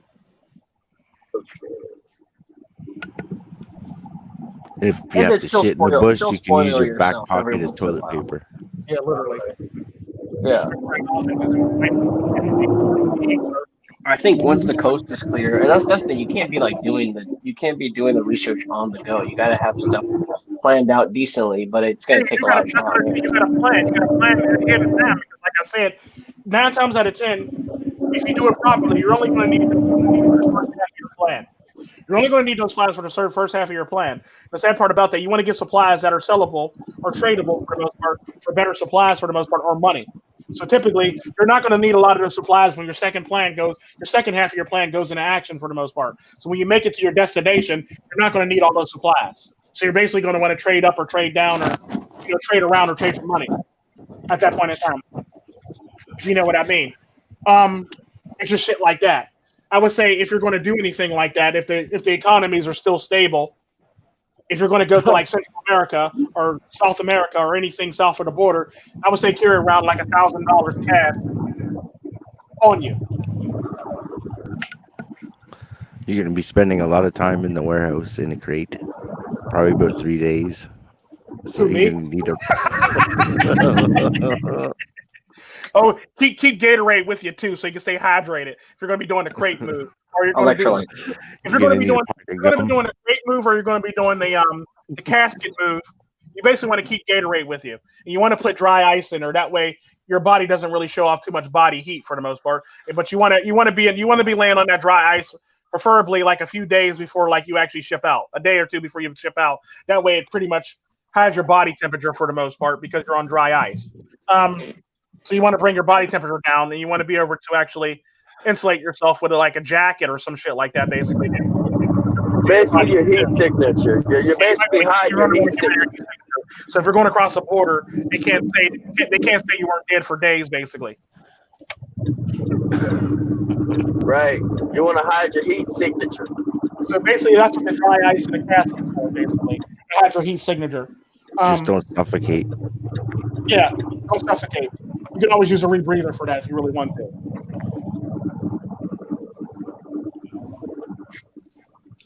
Well, like, or don't make the casket airtight.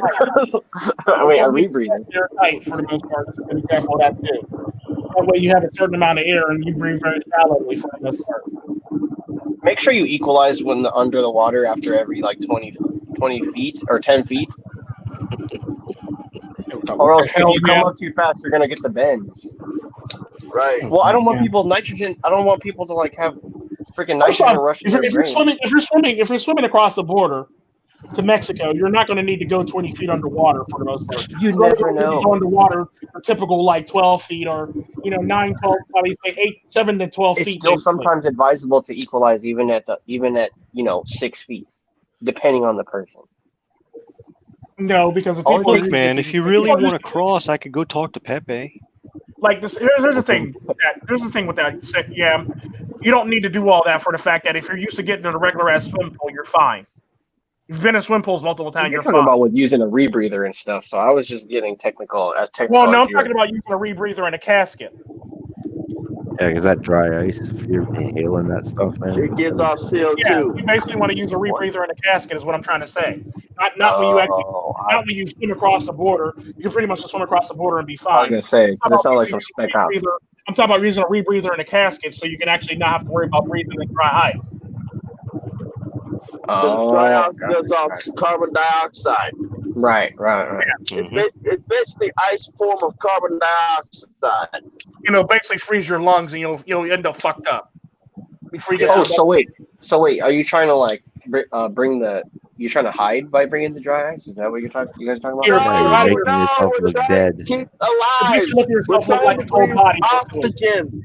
We're trying to keep oxygenated blood into our system. Oh no, it's not that. No, he's asking a different question. When basically what it is basically It's like what the Predator does. You're using dry ice to have your body heat signature for the most part. It's typically what it is. However, if you're going to do that route, like I said, you're going to need a rebreather to pull that off. Yeah, and then you can get that pretty cheap. You have to buy. You can put a rebreather any damn where. You get one from You get one from Lowe's if you really want to. If you go to the right Lowe's or any type of the right people, they'll smuggle you. Yeah, for the most part, that's usually you should probably just like find somebody who's been doing it instead of trying to do it by yourself. Human traffic yourself. Yeah, just traffic yourself. Honestly, it's not really illegal to human traffic yourself. At least there's no law against it. There's a law against faking like you're dead, but there's really no law for human trafficking yourself because technically you're not really human trafficking. It's your own personal body, so you're not really human trafficking anything. True. So you can't really. There's no law really against it. I mean, you can't. Well, it is illegal to cross the border. Don't get me wrong. Yeah, but it's not illegal to human traffic. Once you get across the border, it's not illegal anymore because you're already there. It's really how it works. Like if you're there, you're there. So it doesn't really matter. Now you're an undocumented. Just don't act a damn fool. Yeah, just don't act a fool. Don't piss off the locals because the locals might know somebody that's very dangerous for the most part. Right. So never piss off the locals. Parking lots. Get some day work. Yeah, because like I said, I've actually crossed the border. I've actually crossed the Mexican border multiple times just by walking across the border and then getting in the car on the other side.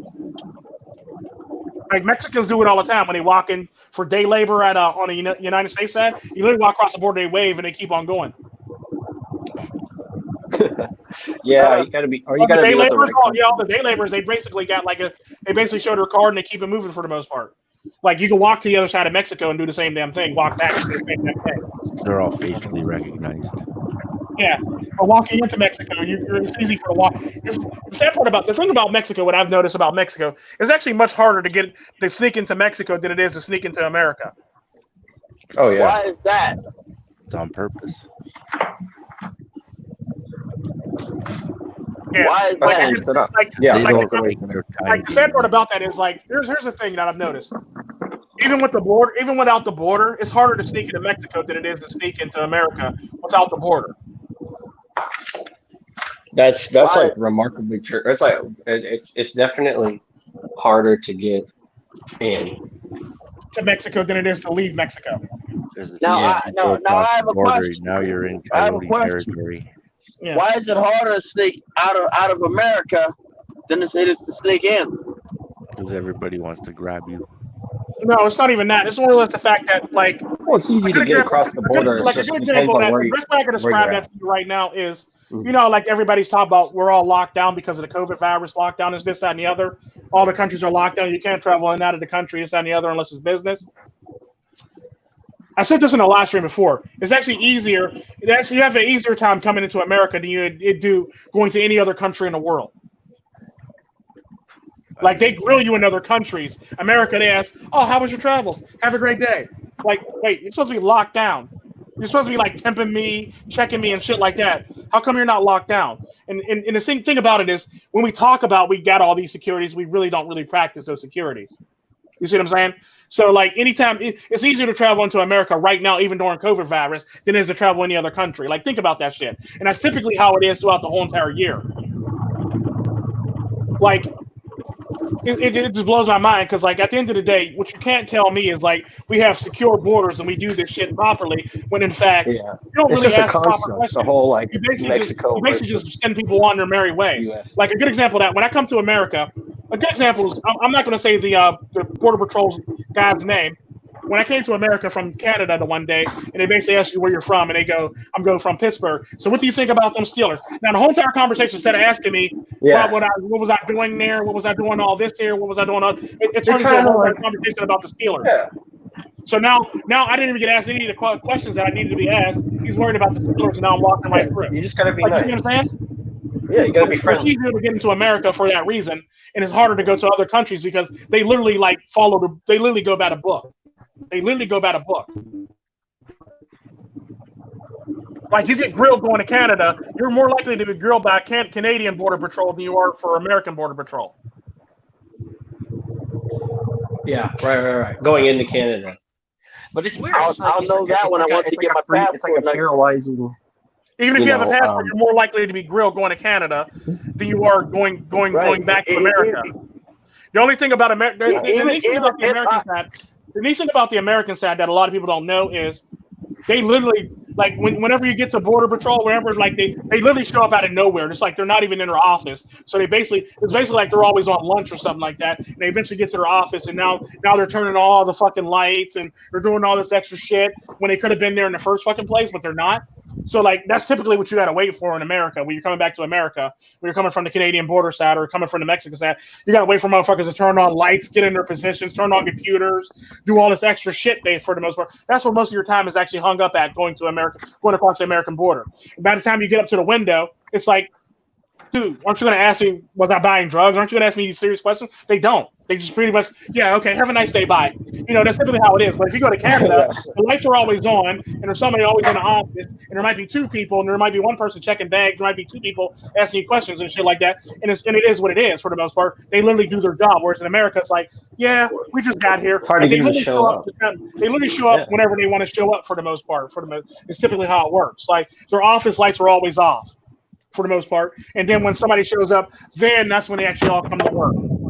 Yeah, it's like, weird. Oh, It's weird to see bothered everyone. now. It's weird to Let's see get out of people here. I wake could have up. eaten donuts or something like that. It's It's simply like what it is. if anybody's catering, if anybody's like done anything like the restaurant tour, it's like it's weird because you're Hey, guess what? Hey, get this. Hey, gents. Yeah. I just saw a van life motherfucker. Okay, what does that have to do with this? Nothing, but I'll say it like this. But why are we getting off topic all the time, guys? Come on. Hey, look. We already drug out this. Reason. But for me, it's like if I were to get a passport, I'm pretty sure even as a truck driver delivering commerce to Canada, I would probably get grilled on questions. Well, no, going to Canada, you would go through your shit like a fat tooth comb going to Canada. On your way back, that's where you'll run into less problems. It tends to be more talking to a guy back. that was doing long haul between Canada and the States, and he was shipping gun parts down to the States, and they waved him through. Yeah, literally. And when like literally, that's pretty much what it is for America. When he came back to Canada, he had a load of Mars bars, chocolate bars, and they parked his truck for 2 hours and went through it. Wow. Yeah. Wow. Like America, like you literally do anything coming through the borders of America. This is why American borders aren't secure, and this is why everybody's always talking about we need a gate. No, you don't need a fucking gate. You need your people to be on point. Fuck the gate. I was talking about it. Like, they said something in the news. That's literally the reality of America when it comes to its border security. Nobody really gives a fuck. Everybody's out there, but nobody really gives a fuck about their job. And that's typically what it is. Like, it's much more easier to come into America for that reason, for the fact that nobody really wants to be there on their job, and they don't really ask all the simple questions. It's basically like they're trying to get you in and out as fast as humanly possible without doing their job properly. It's pretty much what it is. Yeah, true. What is it that makes them like that? I don't know. I honestly don't know. It's like it just annoys me all the time when I'm literally like coming through America, like, okay, and this is how this Italian lady with COVID virus got to Pittsburgh. Because you didn't ask her the proper questions, you just let her ass in Pittsburgh. You let her ass to the border, basically. Like, think about that shit. If you're able to let this lady in from Italy in the middle of like a pandemic, and she affected half of Pittsburgh, think about what the rest of the people are doing at the border. Oh, not a Canada's still letting motherfucking them in thing. from China. They're typically not doing shit for the most part. I mean, I hate to say that about our border patrol or border people, but literally, I've traveled across the border so many fucking times, and I've traveled in and out the country so many fucking times. I noticed this shit. Like, I get harassed when I go to Costa Rica, and I lived there, and I grew up there. I get harassed. Like, so why can't you do the same in America? I get harassed when I go to Mexico. Where's your harassment at, basically? Like, and it's just shit like that. Like, I don't know if it's the fact that they're just focused on one thing or a certain thing to the point where like they just let everybody go through, or it's one of those things where like they just don't give a fuck about their jobs. That's a good Little question. both. Do they give a fuck about their jobs? And it's pretty much what it is. Like literally like what Hidden said. Like a guy literally rode across the border with gun parts and literally he came back with Mars bars and he got his shit combed through for like 2 hours. Mars bars though, not no gun parts, Mars bars. So in all technicality, he might say he was shipping gun parts. That nigga could have had a nuke on his truck for all you know. In America, just let them on in. Like that's typically the type of shit that you're dealing with. Like think about that shit. You don't really need to buy guns when you got people bringing them across the border, right? Like into America. Like think about that. So what's the point of the gun laws then? There's really no point. There's really no point. A waste of paper. Yeah, there's no point. There's really no point. It's from people basically who like don't a narrative really that a certain group of people want to push so they can get rid of them, and a certain one that people want to keep so they can actually keep on getting in office. Like it's the Second Amendment. We like to keep the Second Amendment. We're Republican. We need to get rid of these. We're Democrats for the most part. That's typically what it is. It's all about pushing a narrative.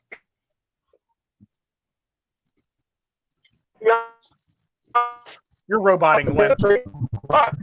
Oh, go ahead. Now you sound better. Tomo arigato, Mr. Roboto. Right?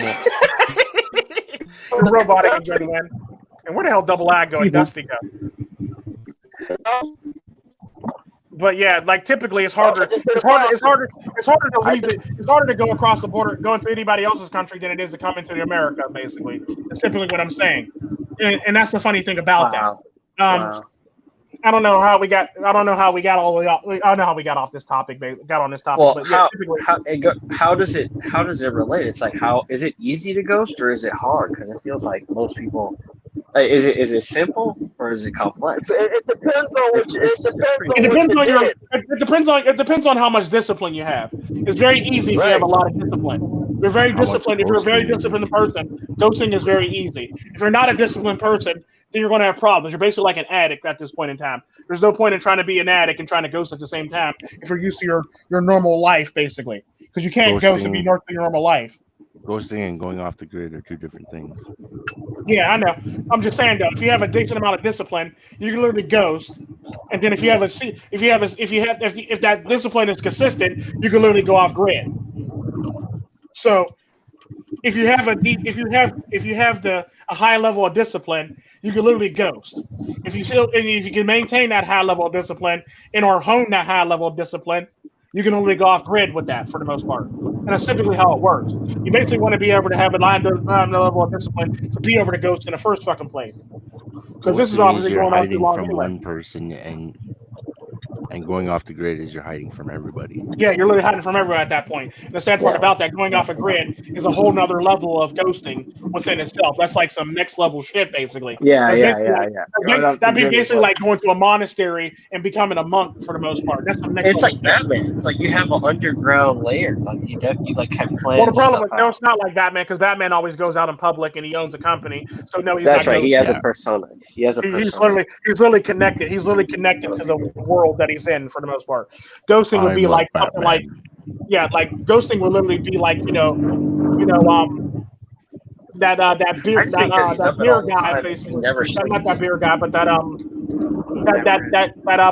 mountain men for the most part would be like pretty much off grid type shit for the most part.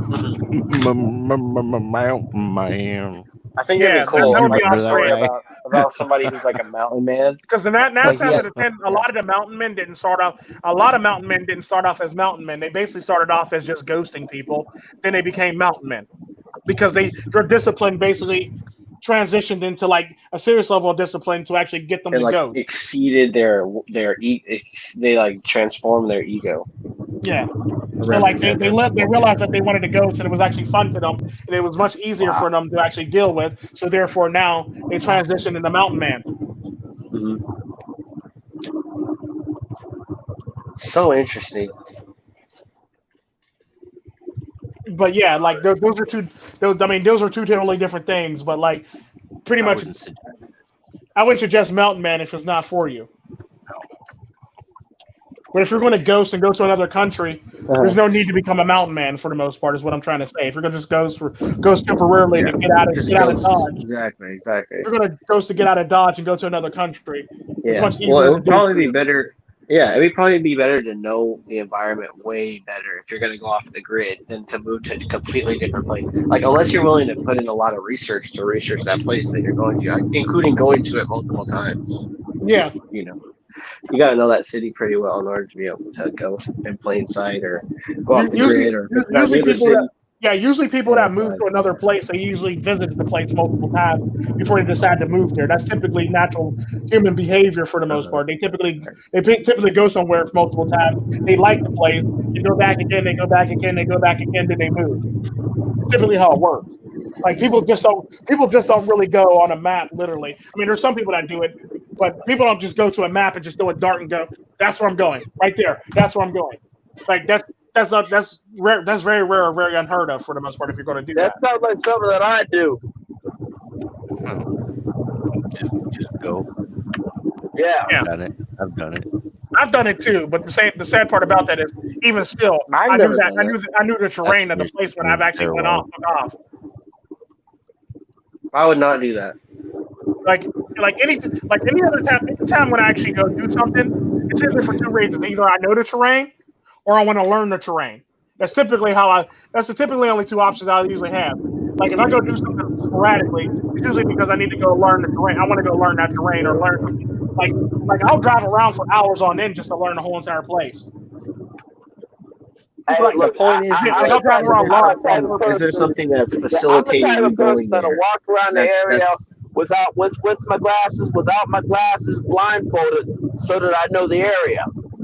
Yeah. I mean, it's good to do that, but like that's pretty much if you're going to go off. That's pretty much if you're going to go off grid for the most part. If you're going to be doing all that, you pretty much want to go off grid at that point. But just for regular ghosting, you just want to basically do enough to basically survive, and then get to where you need to go, so you can actually pop back up again for the most part. Right. Yeah. Or pop back up, or don't even pop back up. Or pop up very lightly, so people don't notice you for the most part. Right, and it's like you have a lot of competition too, so it's not like everyone's just paying attention to you. Basically, want to blend in when you do it too. You don't want to be wearing like fucking Carl Canal type shit or cross color type shit when you do it. You want to blend in. Oh yeah, good point.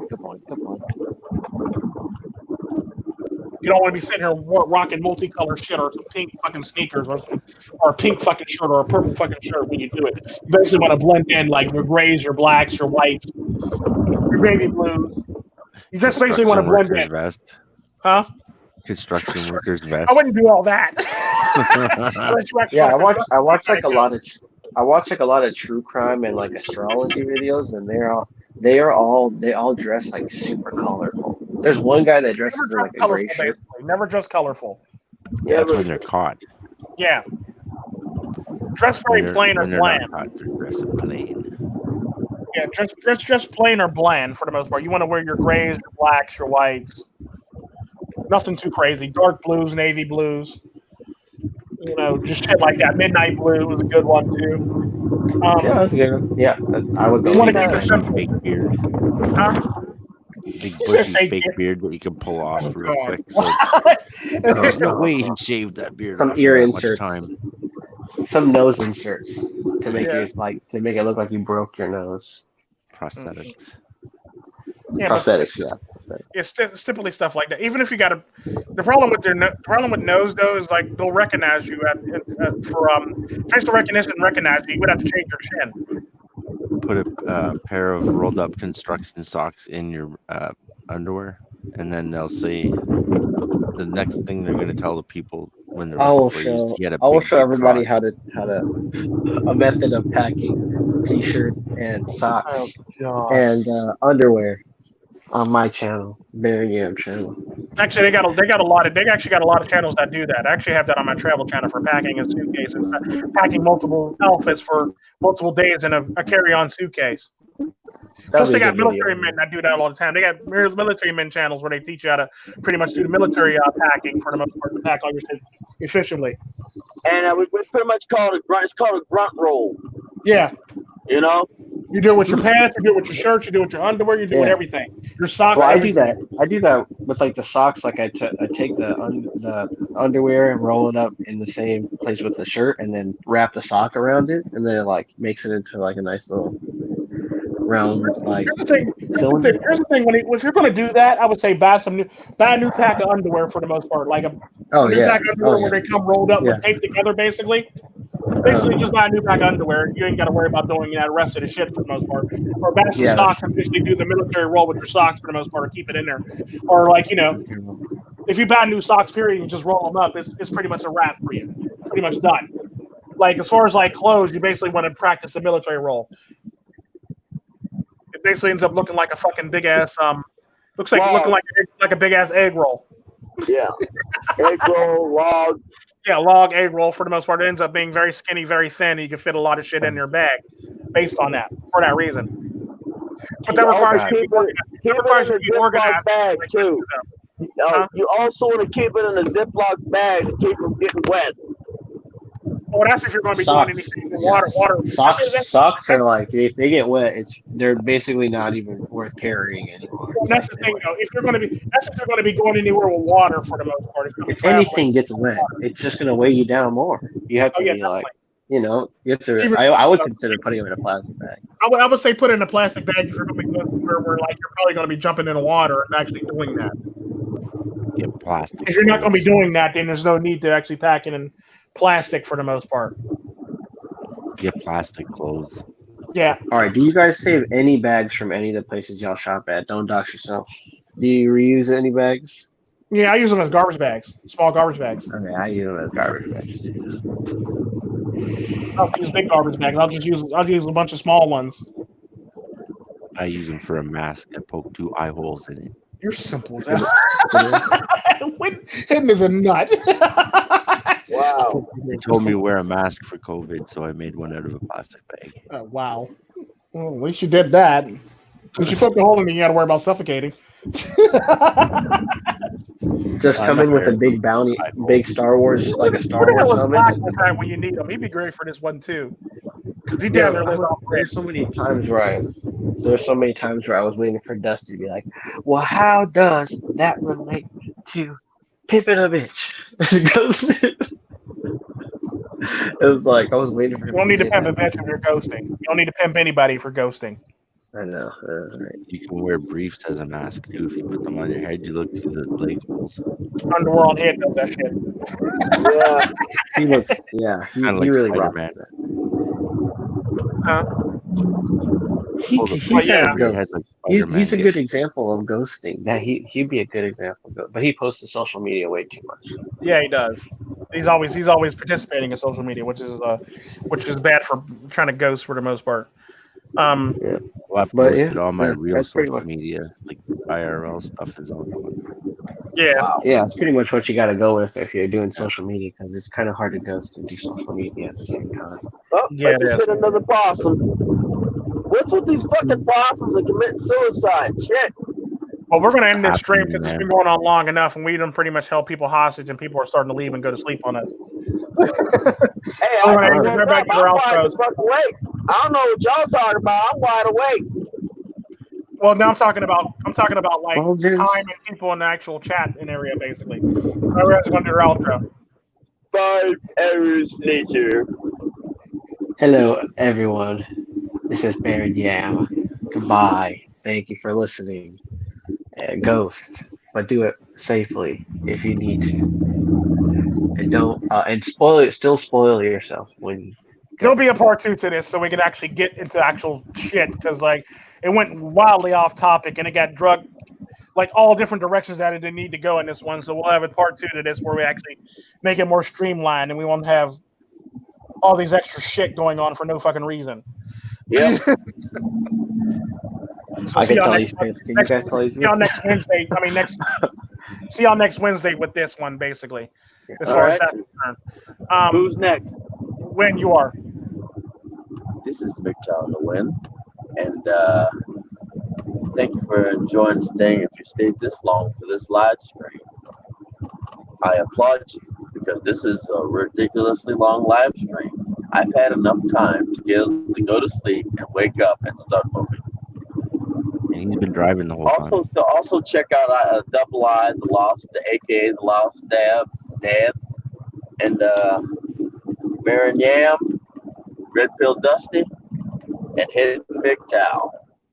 Also, if you really want to check my channel out, it's not really much to look at, but do check out Tico's channel out.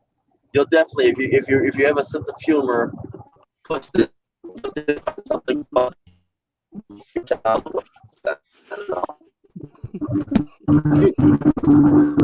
Sounds about right. All right, hit it, Big Show. Hidden MiGTOM on YouTube. Come check it out. Don't complete the post or else you can't subscribe and like to this stuff. You gotta stay a little bit on the grid so you can keep in tune. Yeah, unfortunately. Yeah, that's the sad part about that.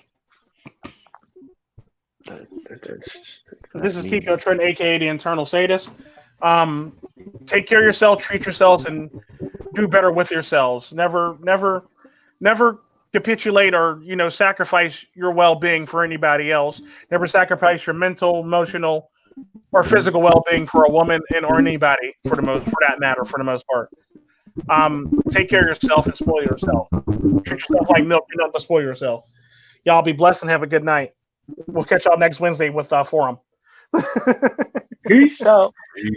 Stay strong. Stay MiGTOM.